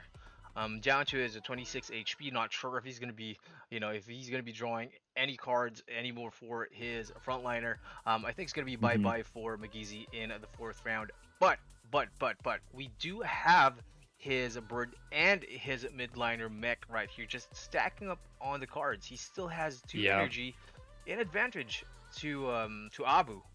On the other hand, we still have Abu's midliner double spike wing right there. He's ready. Ooh, this is big. Okay, so he throws out. I see what he did here. So he did decide to throw out the cattail, which is good. Now we got the spiky wing into the hot butt. So the hot butt is going to shut off the Goda, so he doesn't have to worry about the Goda pressure. But we already know McGeezy's looking for the backdoor. If McGeezy gets the backdoor here, it's going to be almost like GG for Abu, unfortunately, because Abu doesn't really have a whole lot to pressure outside of just what we see. Now, one other thing we could potentially see happen here, because, you know, McGeezy doesn't want to fight with that bird against one of the plants, is... Oh, no, he is going to go for it. Never mind. I was going to say he might try and... he is keeping the egg bomb up. This is so smart. So he went egg bomb second so that the damage would be targeted at the bird rather than the mech. Ooh, this is tough. And now the egg bomb again.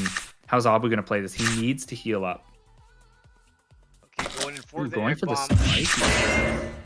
And the all out. The heal at the very end probably wasn't the right play. He goes for it.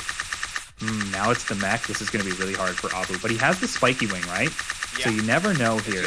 He's got to go for... I think spiky wing, hot butt... Oh, he's going... Yeah, this is exactly what he has to do. So we'll see what happens. Ooh, the double Goda. Okay, here we go. All right, spiky wing into the heal. This is huge because I wonder if he's going to heal extra. No, he doesn't. Okay. And then the hot butt. So he shuts it off. He's got another spiky wing. Shut off the mouth, but now McGeezy's drawn everything else outside of it. Okay, so he's just going to keep the mouth shut off, which is smart because it limits the cards that McGeezy can use. But I don't think it matters. At this point in time, it's pretty much... It's over for Abu, I believe. Yeah, Abu. Unfortunately, like 78 HP, no matter what he puts up, I don't think would be enough. Yeah. No, it doesn't matter. There you have it. GG's right there. GG. Wow, I GG, mean, a bit Abu. of a slow pace in round 6, moving on to the last round right there. I mean, the plant versus the mech. Vitricky, what would have you done differently if you were in Abu's place? So I think one of the things I probably would have done a little bit differently in Abu's place there is I think team comp wise, I would not have picked that comp into McGeezy's, knowing that McGeezy was running the backdoor bird. I probably would have ran the... I see the midliner is really cool. It's really unique. But I probably would have ran a Axie that was faster than the mech to protect the mech from the backdoor from the bird.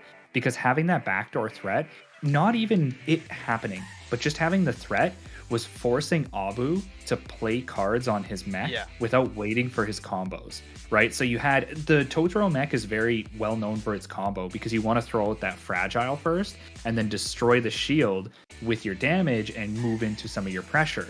But having the backdoor threat, Abu is probably always thinking, I gotta get the value out. My mech could be dead next turn, right? And I think we might see that change going into the next round. I would honestly love to see Abu maybe run something faster, maybe with some energy gen, maybe a Bone Sail Nemo, or even, I personally think it would be really nice to maybe run a Shrimp in this comp. I think Shrimp would be really nice too, because then you threaten it. We've been waiting for that Shrimp for a while now. Yeah. And no one has actually pulled it out of the bag. But I mean, I totally agree with you. I mean, what are your thoughts on having the double spiky wing? I mean, I love the card, but having it in your midliner and on your backliner, I'm a bit confused of what he was going for there. Yeah, I think it might have just been a showcase. You never know. Abu could have just bred that plant and been like, we're going to show the world this plant. In which case, like, hey, do your thing, right? But yeah, for sure. I agree. I think double fragile is not effective here. I almost feel like it would have been better to just run that same plant, but with Biden's. It probably would have done a little bit better because it gives you more shield. Biden's gives you 50 shield in comparison to Spiky Wing, which gives you 30. So yeah, I don't think the double fragile was the way to go. I really do think that we might end up seeing... I guarantee you that if he's going to run a similar comp, he's going to run a faster Axie. Yeah. He has to. Whether it be a Shrimp, whether it be a Bone Sail Nemo, a Sablesore, whatever it is, right? But we're going to see a faster Axie in the mid for sure. Totally agree. I mean, on the onset, like, looking at Abu's plant right here, technically he does have enough damage. I mean, dude, wooden stab... Still has Spicy Surprise plus the fragile, but unfortunately, McGeezy's mech isn't kidding around. He's not messing around. He does have enough shield to put up against all the damage that Abu's bringing. I totally get it. I mean, if he didn't have, in my opinion, if he didn't have his backliner with the fragile, I mean, if this was going up, if this plant was in a different composition, then it totally would have worked. I think he's wasting one of his spiky wings that could have been in place for, I don't know, maybe a damage card or maybe even utility that, you know, be more useful. But yeah, I mean, regardless, great comps, guys. Like, I love what you guys are showing. It's a 1-0 going up against Abu. McGeezy putting on a show, man, putting on a show. Yeah, McGeezy's playing very well for sure. He's very confident in his comp, right? And you can see it by the way that he plays. He waits for his win conditions, he waits for his combos, and if he doesn't get it, he doesn't get really anxious. I've talked about this a lot in my videos when I was doing a lot of strategy and like professional guidance on Axie. I say, look, don't get anxious. Don't try and be like, oh, I have to make a play or, you know, it's over. Wait for your win conditions, play to your win conditions, and if the cards aren't in your favor, there's nothing you can do about that. But that doesn't happen all the time. So if you continue to play to your win conditions, you're going to have your games turn out better more often than not. And shout out to McGeezy because he's doing exactly that. Totally agree, 100%. I mean, mind me asking, what is your background in, I mean, with trading card games, or have you ever played in any of the same concepts or same strategies? Where does the game IQ come from? Oh, that's funny that you asked that. Actually, card games, I was more of a physical card game. I loved my Pokemon cards, and actually, I loved Yu-Gi-Oh as well. I was a huge Yu-Gi-Oh player. A little bit of MTG, but I was never deep into it. I only ever played it with my brother. The game IQ, that comes from my League of Legends background. I actually used to be a professional League of Legends player. Okay. So if you know that game, it's very similar to Dota. It's super strategy oriented. So in order to play that game, it was almost like a career. Like I had to spend multiple days. I would live, eat, sleep, breathe League. Like I would go to bed watching streams because like I just had to have my mind in it. It was crazy, right? So that's definitely where the strategist game IQ comes from. Oh, but I love my card games. I did love physical card games more though. I tried to get into Hearthstone. One of my friends shilled it to me back when it was really popular. And I don't know, I guess it's just the element of it that I really enjoyed as an old school card game player. It wasn't there. I really enjoy the physical touch of cards. There's something about it. I actually hope one time, like one day, Axie will release a deck, like a special deck of all their cards that we can just have. Oh, so nice, right? I mean, it's really good to hear, man. Like, especially that you mentioned that your LOL background.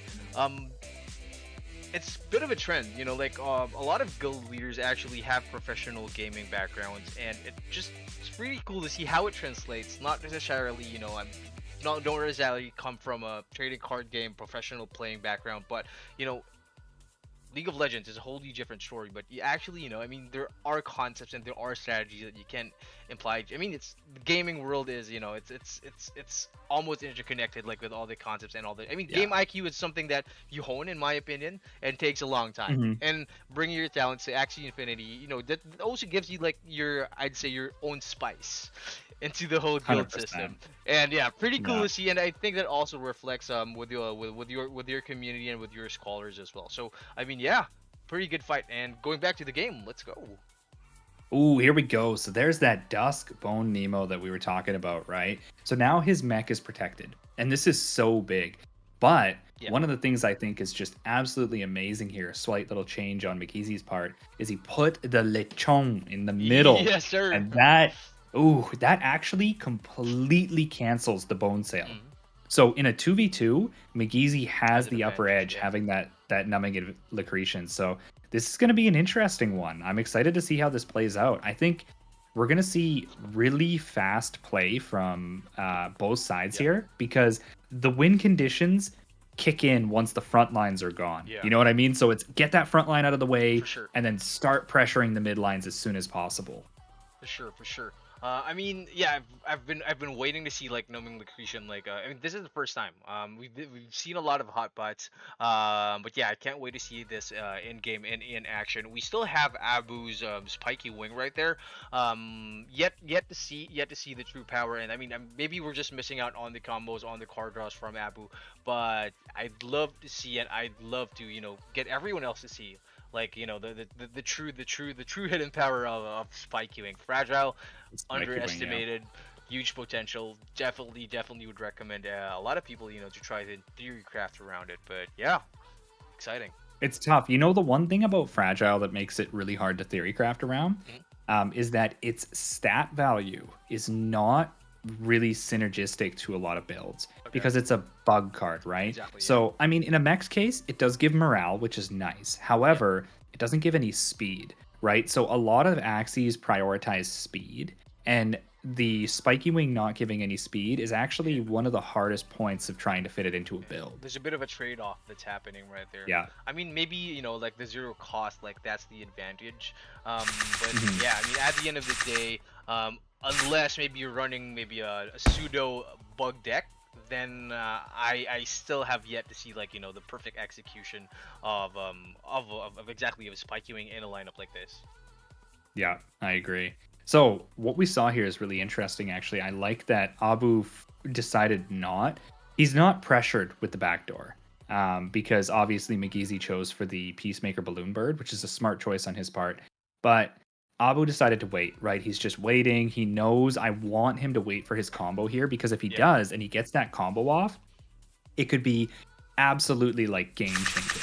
One of the things that he can do, which is really interesting when you mix Spiky Wing with Arco, is that you can actually Arco to speed up faster than your mid lane, and then Spiky Wing the next round in order to amplify the damage of a different Axie that has cards to draw. So we might see that coming out from Abu, actually, where he maybe uses the Arco to try and amplify the damage coming out of the Bone Sail Nemo. And yeah, there you have it. We have Abu's backliner mech with speed buff going into round 4. He does have 1 energy advantage, but if you do look at McGeezy's midliner, we're still actually waiting cards for too. the numbing Lucretian. Has he drawn it? Oh, look at exactly like I said there when I was talking about using the spiky wing.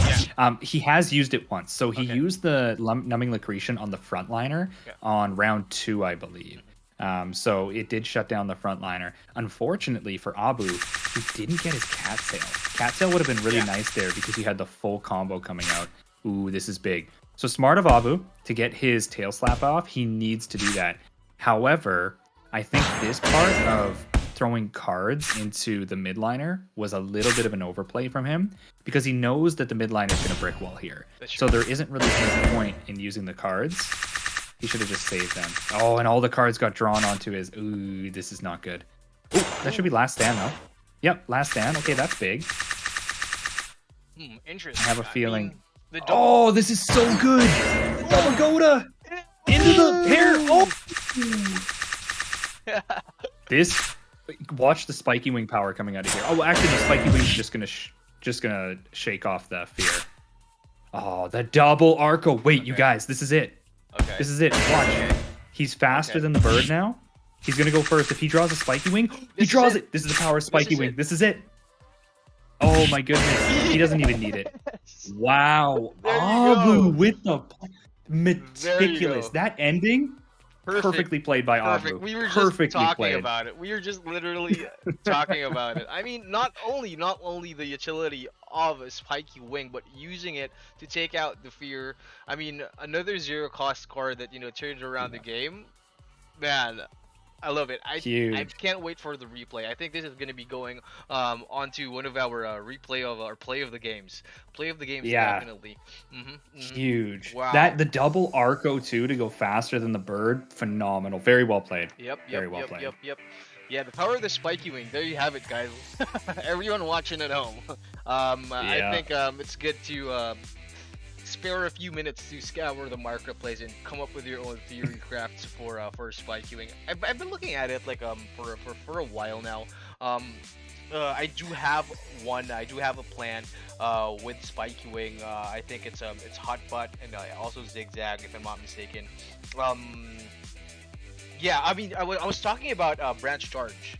So branch charge is, I don't know, like I haven't seen a lot of people use it until, I mean, this is actually, that's why I brought it up, is I saw it, you know, in the last game. But branch charge gives you morale, possible crit with combo with another plant card, if I'm not mistaken, right? Yep. With 2. It's weird they don't write it out right, but you got to combo it with 2 plant cards in order to get that crit. Yeah, it's been tested. I mean, would you I mean, is it assured, or does it just give you a higher chance of getting the crit? I mean, no, just higher chance. It's never assured. If it was assured, people would be pulling their hair out. Does it mean that the more plant cards? I mean, if I played, you know, if I played a 4-stack combo, like double branch charge, maybe, you know, like maybe like 2 other cards, like would it actually serve you of a crit?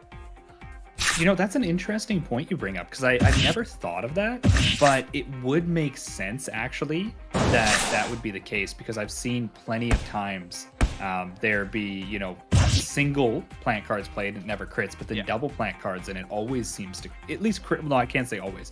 It crits much more often. So maybe people after testing it just came to that conclusion that it has to be 2, but it could just be that it increases the chance. Oh, here we go. Okay, we're getting close to the play. I want everybody to enjoy this. This is going to be great. So this was smart here, by the way, that he used the Ivory and the Nemo. So good draw, very good draw from Abu. That was very lucky of him. But he gets the melee cards off knowing that the location is coming. And then he also makes sure to put up the Ivory so that the Ivory gives him card draw. And then here, he doesn't overcommit. Yeah. So he chooses to just wait. He's like, look, you know, I'm not going to win this regardless of what I do. And then this one's beautiful. The double piercing is absolutely vital here. If he hadn't gotten it, then McGeezy would have had enough energy to one-shot him here. And now this draw was amazing because he not only got the spiky wing again to shake the fear, he got the double Arco. Oh, beautiful. And then to finish it off here, he doesn't even need to throw the spiky wing first. He's like, look, this game is as good as over. Finishes him with the headbutt. Yeah, dude. Beautiful, beautiful play right there from Abu. A bit of a crazy exposition with the power of his spiky wing mech. Yeah, it's a 1-1, and we are gonna be finding out who will be moving on to the third game after this. I'm excited. Yes, sir. This is 2 times we've had it go to a game 3. Yeah, I'm sure that there's a lot of sweeps you guys experience. So like this has been very fleshed out. More games to enjoy. To be honest, we've had 2 sweeps out of, so we're in episode 7 right now. We've had 2 sweeps out of the 7 episodes. So, but I mean, to be honest, like all the other 5 games, maybe. I mean, we'd expect the show to maybe last around like 2 hours maximum. There are times we reach like 2 hour 30, even 3 hours. Maybe just because like of the format that we're doing it. I mean, there are tournaments that host maybe the finals in 3 hours, but again, this time around it's taking a bit more long. But I'm loving the engagement. I'm loving. Shout out to everyone in the community. Shout out everyone in the chat. But yeah, I mean, talking about it. So actually, we are gonna be giving out YGG merch package to the guys who we're gonna be picking. We're gonna be picking one lucky winner for every episode who will be sharing the stream on their public profile. So whether it be Twitter, whether it be Facebook, so all you need to do is share the stream. And yeah, we're gonna be picking. Moving on to round 2, our moderators will be looking at all of those who shared, all of those who tweeted, and yeah, we will be picking the winners and we will be announcing them as we enter round 2. So that's gonna be including like a YGG cap, a YGG mug, a YGG mouse mat, and also YGG sling bag. But for you, on the other hand, nice. Guru, we are gonna be sending you a YGG swag box. So that's going to be including the YGG bomber jacket. So yeah, looking forward to have it sent over. Yeah, special thanks for being our honored guest for tonight, our official shoutcaster. But I mean, yeah, I mean, based on your experience, like Guru, have you always been into shoutcasting for Axie Infinity tournaments? Oh, I loved it. I remember, I think the very first time I ever did a shoutcast, it was with Mystic Scholars, actually. That's who it was with. Yeah, he used to run his Mystic Scholar Showdowns, where he would do the Scholar Showdowns, and it was really cool. I loved watching him do it, and me and him, we connected some random time when he showed up in a voice chat, and I was going off on a tangent, and he chimed in. I'm sure if you guys know of Mystic, he's a very intelligent guy. He chimed in, he said, "Hey, you seem like a smart guy. I'd like to talk to you." And I was like, all right. Then we kind of connected right away. And he asked me if I wanted to come and shoutcast. I said, yeah, of course. I love this chat. I love to speak, right? And I think at that point was when I realized I love it, right? I love analyzing it. I love talking about it. I love watching it, right? I love watching people play. I was just gonna say, I mean, it comes like very, very naturally, and it, it really like reflects on the on stream, and I mean, as everyone's saying like in the chat. But I mean, yeah, I mean, looking forward to having you join more, more competitions, more tournaments. I mean, not only as a player, but definitely as a shoutcaster. I mean, if it's only possible to be able to shoutcast and play at the same time, I think you should do it, man. Oh my goodness, I did it. I'll show you a video of me doing No it. way. I did it. All right, so we're bringing it. I like this. I think this is honestly really good from both sides. So we see the swap around from McGeezy now, foregoing the numbing Lucretian, because it's almost kind of cheese, right? Like sometimes it works, sometimes it doesn't. Instead, he's going to be putting the mech in the middle, which he's already showed he's comfortable with, and it has extra damage against the Dusk. So we're going to see a lot more type advantage coming out of the mech going into the Dusk. This could be a very, very interesting one. I'm excited to see who takes this one. I think this is going to be a long or very short game coming out of these two. There's going to be no in between for sure.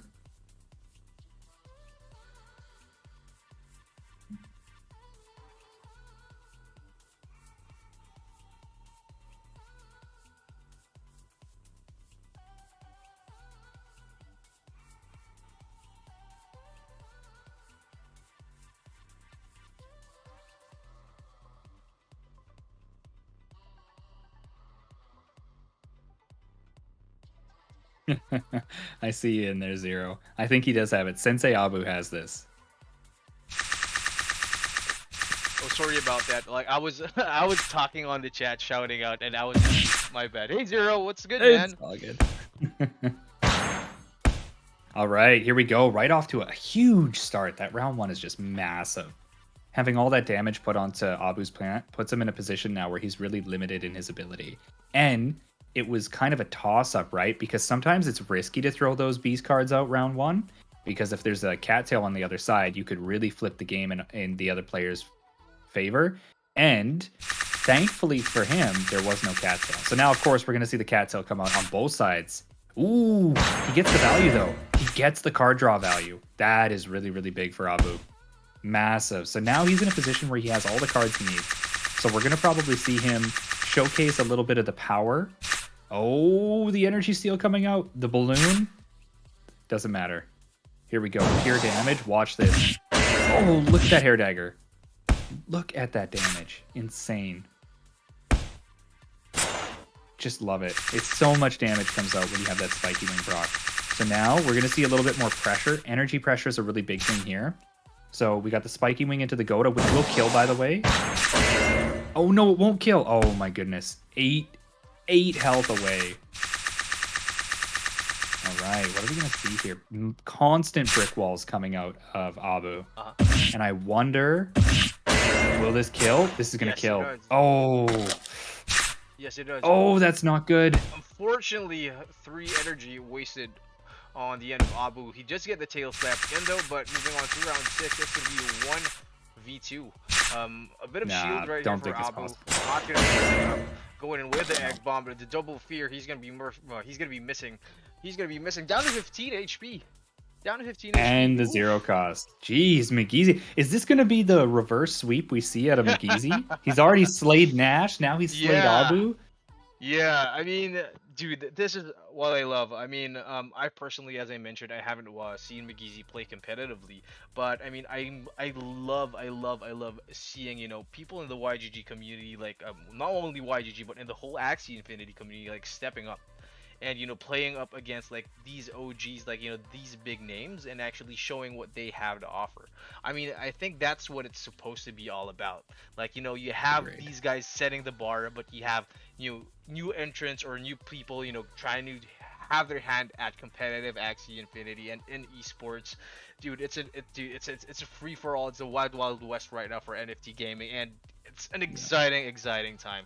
I mean, imagine we only have at this point like the hype that we have with Axie Infinity. I think is still unmatched by any other game. But imagine when we come to a point where we do have multiple esports games that are in the NFT and blockchain space. That's gonna be insane, in my opinion. You're speaking my language. I think that's one of the things that I'm looking forward to most. And it's not that I'm not satisfied with Axie. I love Axie. It's that I love having a more diverse ecosystem Yeah. to enjoy, right? Like you want more to go do. There's times when maybe you're burned out on Axie. Well, Yeah. okay, go and play another game, maybe explore some esports in it. Plus, I think that there are different ways to explore the skill floors and skill ceilings, right? Axie's a lot more like pure strategic. It's not as much mechanical. But then I'm excited for mechanical games. Being a League of Legends player in my background, I love those spicy plays when you see, Faker or one of the pro players pop off and everybody's freaking out. And you can only just imagine what it feels like to be in the heat of the moment. I'm really looking forward to that. I mean, not to mention like having a couple of hours a day, like playing Axie Infinity, playing a competitive card game, and then moving on to something like very dynamic, like maybe an FPS like blockchain game, or maybe even MOBA blockchain game, and having that, I mean, that's the perfect world in my opinion. Like 6 Agreed. hours in a day playing NFT and blockchain games, that is gonna be happening like pretty soon. But yeah, moving on to the replay, let's go.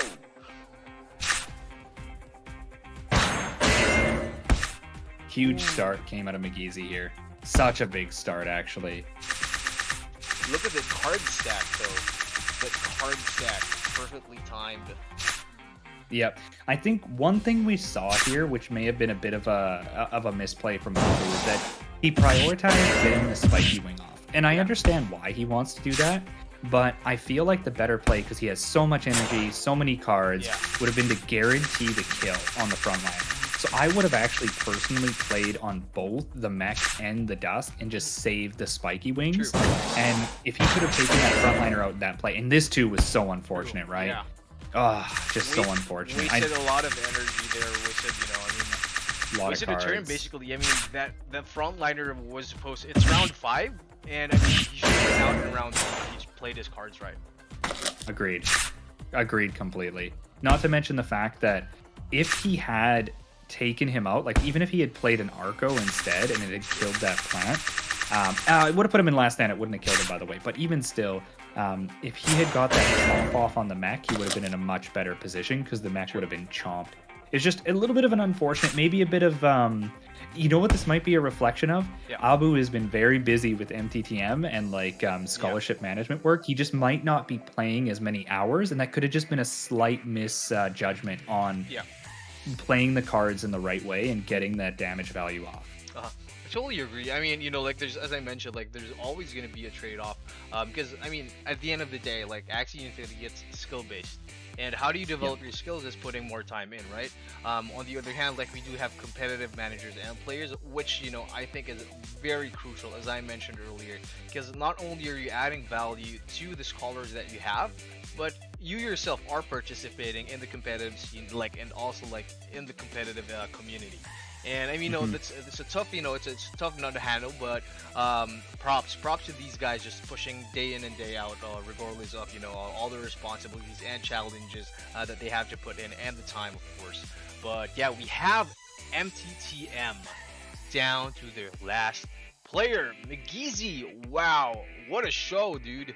What a show from Loot Squad right there. We still have XLR waiting in the background, but yeah, I mean, you mentioned, is this the sweep that we are waiting for, or will KIR, or how do you say it? Is it K1R? It's Kerr, yeah. Oh, Kerr. Okay, sorry. Let me just say, My bad. this is final boss moment, because Kerr is strong. I've fought Let's him go. plenty of times, and he has defeated me time and time again. So, I mean, we've gone back and forth. I beat him a few times too, but yeah, this is the final boss. I think this is what you've been waiting for. So here we go. Let's check it out. All right, what do we got coming up? There you There's have the it. shrimp. There you have it. You know what's funny is that is the exact shrimp that I run to. Okay. Like even the color, I like it white. But one of the reasons why this shrimp is really good, and a lot of people don't catch this actually, is the fact that it has bird ears. So the bird ears are going to give this shrimp initiative over a pure aqua shrimp because it has 1 less HP and 1 extra morale because of the part stats, and that makes it higher up on the initiative board. So if it ever went up against another pure aqua, this would technically go first, which is actually quite vital when you're playing something like a shrimp, which is an assassin. Interesting. Pretty interesting. I mean, like shrimp in itself, though, with not that much damage, but in its utility, dude, like especially if you're gonna be trying to take out the bird, pretty useful. You need 4 energy. I mean, in this case, the bird will be having his full HP, but in cases that it's an all-out bird, 2-3 cards maybe would even do the job. Shrimp, I mean, I think we're gonna be seeing some action right here from Kerr. So you know what's the actual like min-maxing part of the shrimp here? If you look at his shrimp has all 120 damage cards. If the bird does not shield, 3 cards will actually kill that bird from a shrimp. Interesting. Yeah. So that's the big thing about shrimps, actually. And that specific shrimp is a little bit more expensive because of the fact that it has that ability to any of those 3 cards, Aranda, Crimson Water, or Blue Moon, it'll all finish that bird in 2 cards, only if it doesn't have any shield. If it does have shield, it will survive. Okay, I see.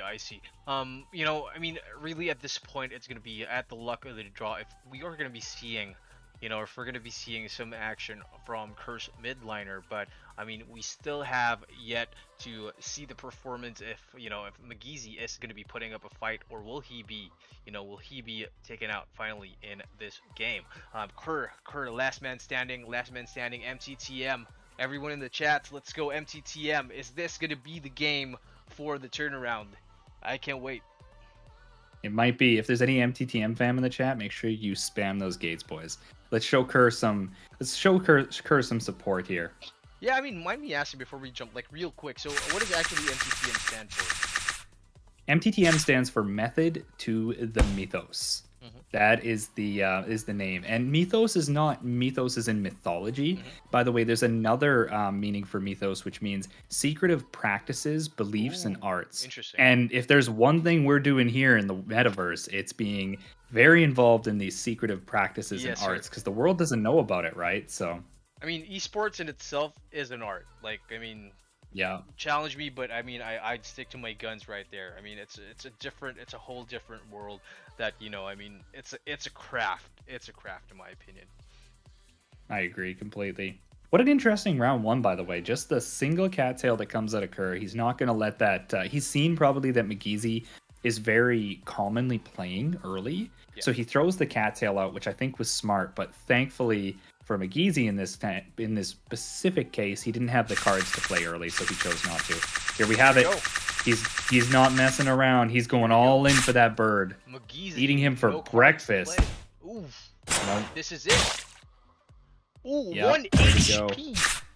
Oh, you want to know what it is? It's actually, I think it's because that bird has a beast card now, so it's a little bit different. But either way, 1 HP. That's really important to know. He's 1-8. He was saved by a hair off his beast card. That 1 HP made all the difference right there. Wow, though. I mean, the shrimp in action. Curse midliner down to his last 2 cards. We have the flying carrot. Are you ready for this? 4 beast cards into... Is that a cattail? Oh, no, it's no cattail. It was a cattail on the other side. If he had cattailed there, that would have been absolutely incredible. Yeah. Definitely. I mean, going into round 4, we have Kerr going... Ooh. Ugh. Very hard. Ow. So much damage. And the draw, too. The cactus is going to hurt, though. Oh, that's a huge cactus. Not enough, nope. Okay, here we go. This is... I see why he did this for sure. Because he doesn't want to give the card draw to McGeezy. So he said, look, I know you're going to use your cattail. I'm going to play it like this so you don't get card draw. So I think what we'll probably see here is, the double Arco coming out from Kerr. He ain't playing games. Okay, now it's a mech versus mech, both with 2 energy going into round 7. 4 card stack on both teams. Double flying character. Is this gonna be enough? A crit? Is it? Oh, is it enough? It's not enough.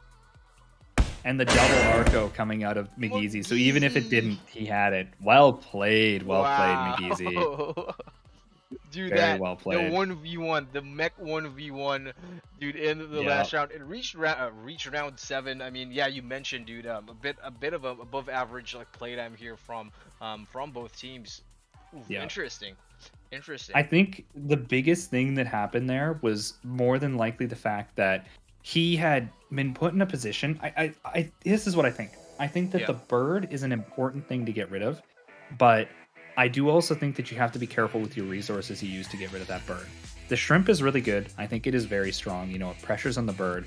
but having that mech in the middle puts you in a position where you have 2 Axies that you've got to prioritize getting rid of, because the brick wall on that front line for McGeezy is insane. And if you don't time getting rid of that brick wall fast enough, you're going to be in a position where he's just miles ahead of you, because he has so much more value coming out of it. All right, here we go. He just took care of that bird. Okay, now we have Kerr. Dude, basically all of his cards for his midliner, for his shrimp right there, is down the drain. But he's moving on to round 3. Trying to do as much damage as he can. Do you see that? He didn't have the cattail, but when he used the hair dagger, he drew a cattail. If he had drawn a cattail there, I think this game would have been much different. Definitely. I mean, round 4, McGeezy did have a super energy.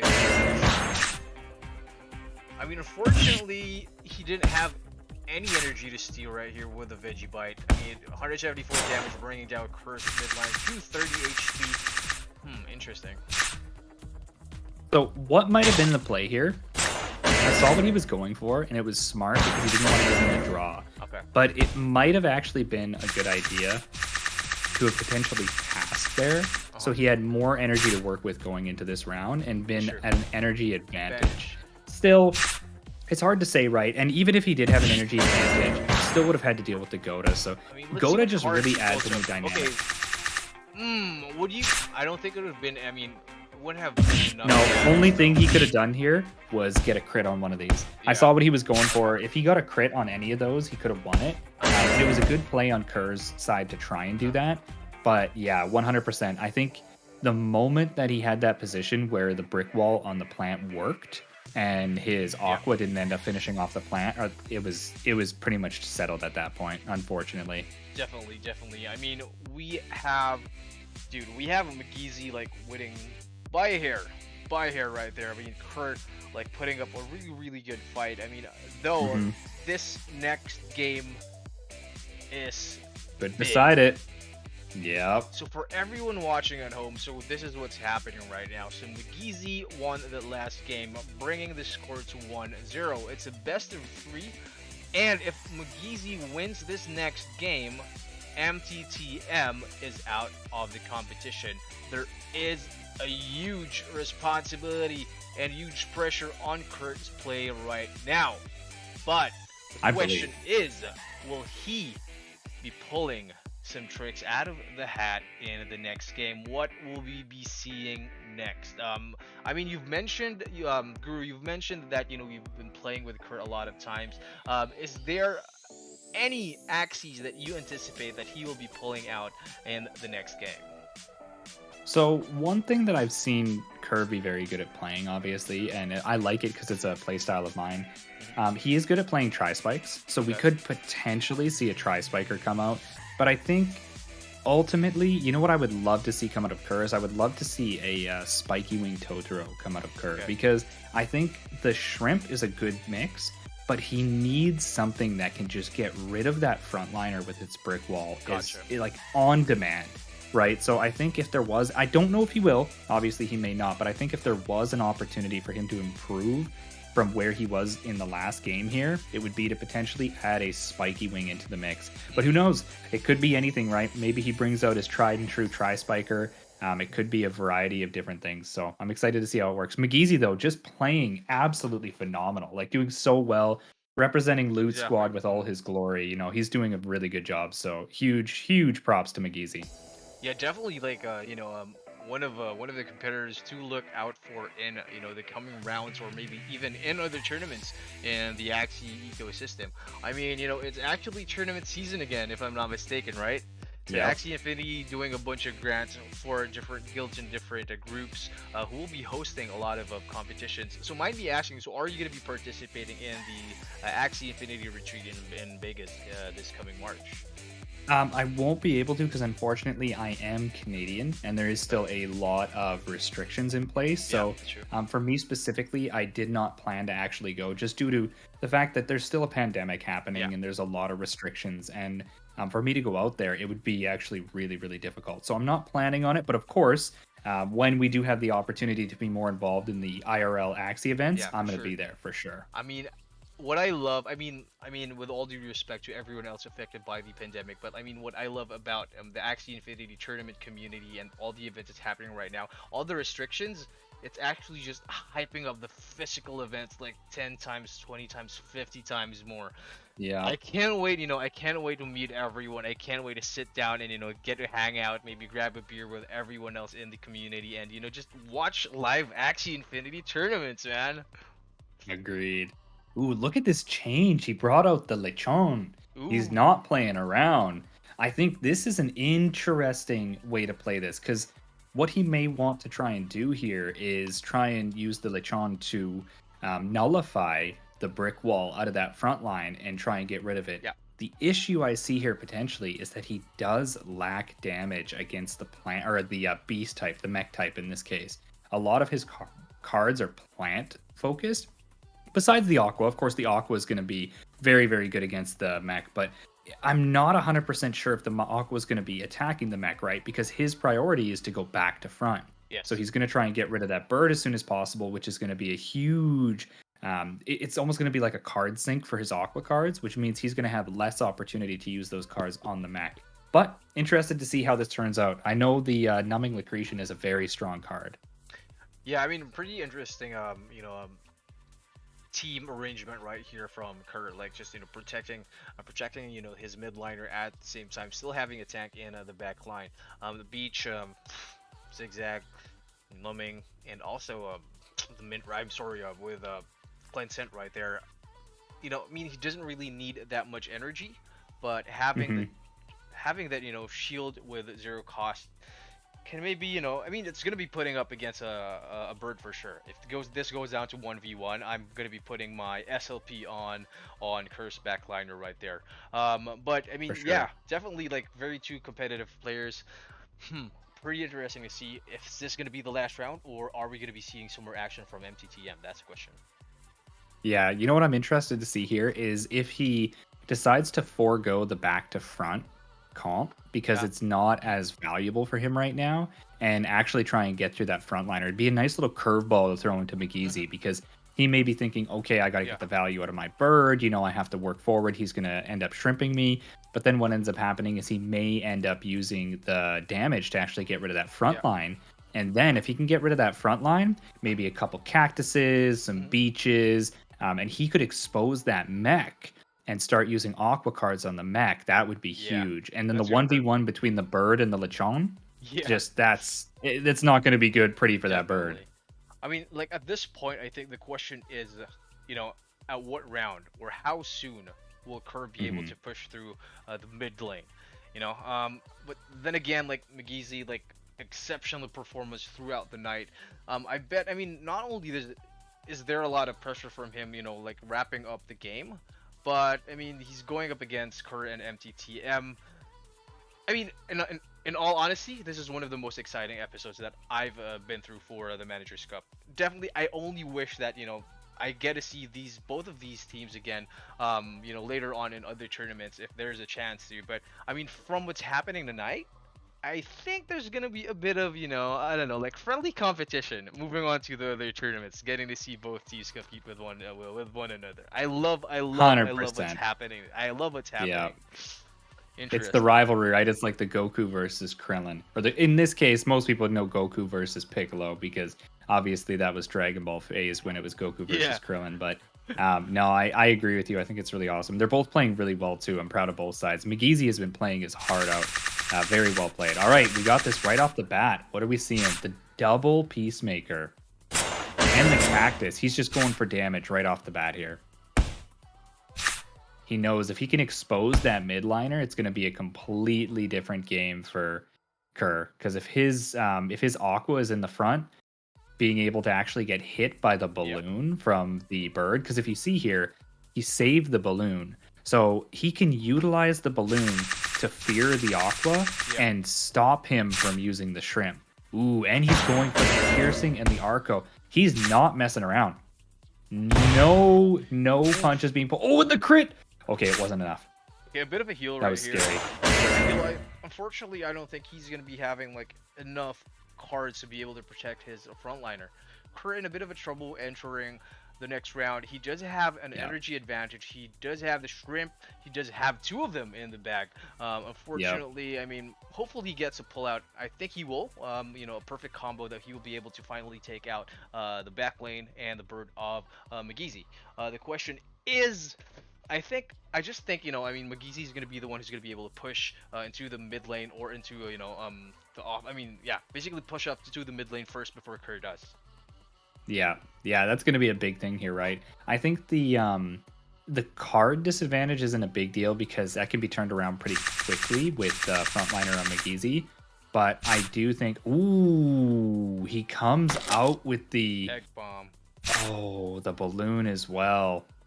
Yeah, the egg bomb takes all the. Oh wow, that's huge. If only he crit on the beach, that could have actually ended that bird in one shot. Okay, now. Yeah, that's big. I mean, Kerr now only needs 2 cards to be able to take out McGeezy's backliner. It's going to be bringing the game into 2v2 entering round 5. 2 advantage. So this is what could happen. He could use 2 cards to try and take out that backliner, and it would work. And then he could follow up with a combo onto the mech, which would be huge. Because if you are looking at the 1v1 between the plants on the board right now, the Lechon is going to win it because that other plant is 100% melee cards, right? Yeah.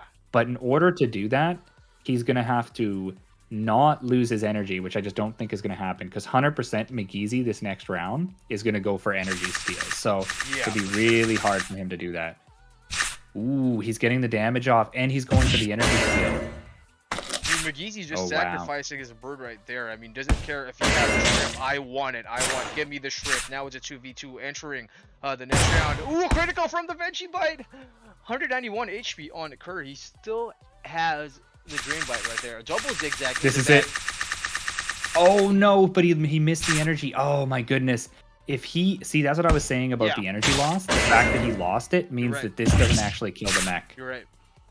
Exactly. And now he goes for the double, and he gets the crit. Huge. Okay. This isn't looking too hot for Kerr. I think what he does here now. Yeah, I wouldn't have even used the heal here from Kerr. I just don't think it was necessary. I probably would have just gone for the single Lechon because now he's gonna have a huge combo put in on him. I mean, all he needs to do is just, you know, pass around, and I mean, he's gonna have to push through the mid lane, and this is what we've been talking about. That was his first. I mean, in our opinion, I mean, in our point of view, that was his first objective, to be able to push through the mid lane of McGeezy. But it's the exact opposite what happened. Now he has to go through that frontliner before he gets to destroy the damager. He doesn't have cards, but after how long would it take? The crit. Oh, only 3 cards drawn from the. Oh, this is interesting. He has enough brick wall to survive this, but now at this point, there's almost no chance that he doesn't draw all his cards next round, and there's no way that Kerr is going to be able to survive it. And he does have the energy as well. Yeah, he's going to be able to take this, I believe. Is this going to be it? Yeah, here we go. Is gonna be it? GG. It is. That's it. A big GG's. Well played. McGeezy with the 3-man sweep. I don't know if you're listening to this, Loot Squad, but if you are seeing this video, you need to give that man a raise. Wow. He played very well. Huge congrats, McGeezy. Indeed.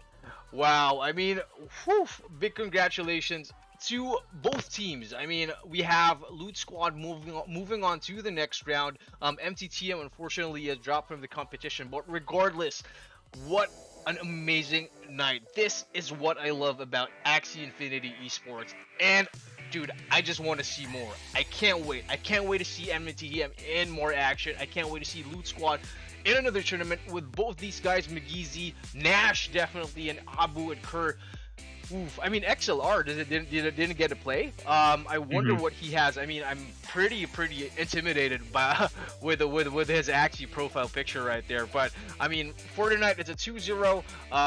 Moving on. I mean, it's a 2-0 for McGeezy against Kerr, and unfortunately, the whole team of MTTM is taken out, and we are going to be moving on with our winners for tonight. So big congratulations. And yeah, looking forward to seeing everyone onto the next episode. Yeah, we will be just doing a few more slides right here. And again, I'd like to thank everyone who's tuned in tonight. Special shout out to Axie Alerts PH, who is our co-presenter, like the biggest Axie Infinity community and Facebook page in the Philippines with over 1 million followers to date. So shout out everyone from the Axie Alerts PH community. A follow, definitely follow at NFT Guru, and make sure to drop some YGG and Axie Philippines love right there. Wonderful, wonderful. And hey, huge shout out to you guys as well. You know, thanks for having us in here. I really, really appreciate it. Always had huge aspiration, and always looked up to YGG and what you guys are doing. You guys were one of the originals, you know, you paved the way. So always love being associated, being involved, and feeling honored just to even be invited and be welcome to come and not only compete, but also be on the comms with you and be able to chat and commentate on the gameplay. It was a lot of fun. I can't wait. I'd definitely be back for another one. No, for sure, definitely, man. I mean, like the information and the knowledge that you've shared, not only with the community, but I mean, I myself, I'm probably the guy in the core team in YGG with the lowest MMR, and I'm not even kidding you.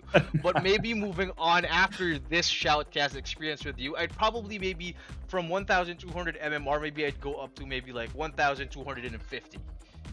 And I'm gonna be wow. What an improvement. No, but yeah, I mean, all seriousness, like, yeah, definitely, man, like, love the I mean, I really love, like, you know, the professional information and the knowledge, and of course the community that you've shared with the YGG family as well. But man, looking forward to more competitions and also more experience and more events. Especially, I'd love to see you again here in the Managers Cup. Just real quick, let's go to the brackets. So now we have Loot Squad actually moving on to the next round. And so for next week's episode, our last episode for the first phase of the YGG Managers Cup, whoever wins will be going up against Loot Squad. So now we have Axie Alerts versus Levox Esports for game 1, Got Skills PH and Axie GG for game 2. Meditate against Axie Global, and then Loot Squad against our unknown competitor. But yeah, we are getting closer to the finals, and I hopefully we get to see everyone live and on set for the championships. But again, you know, before we go, NFT Guru, why don't you drop your socials and invite everyone from across the board from our multi-stream to, you know, follow and support not only you but also MTTM.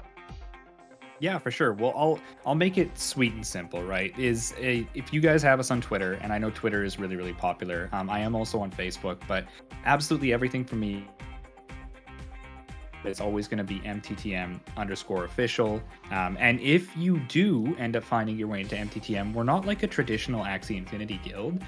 We are an open source, openly welcoming NFT community. So no matter what guild you're in, whether you're part of the Loot Squad fam, despite the rivalry that grew up today, YGG, no matter where you're at, if you have an interest in NFTs, gaming, you're welcome in the MTTM community. So feel free to join the Discord. You can chat with and get to know people. Lots of information in there, so you're always welcome. So yeah, NFT Guru on YouTube, Twitter, as well as Facebook, and MTTM Official on Twitter. Make sure to join the Discord, and we'll give you a nice warm welcoming. You as well, John. Get in the Discord. Awesome. For sure. Let's do it. I mean, you heard it first from the main man himself. Guys, show some support to YGG community, like hashtag Team YGG, hashtag We Are YGG, and yeah, we are going to be seeing everyone next week for our last episode of Managers Cup for round 1. Once again, my name is John Sedano, Community Marketing Manager for Yield Guild Games, and my partner, the one and only NFT Guru, MTTM's founder. Thank you guys once again for having me. It was a blast. I'm looking forward to the next one. And GG everybody, Loot Squad, MTTM, you guys played your hearts out. Proud of you. All right, everyone. See ya. Bye-bye.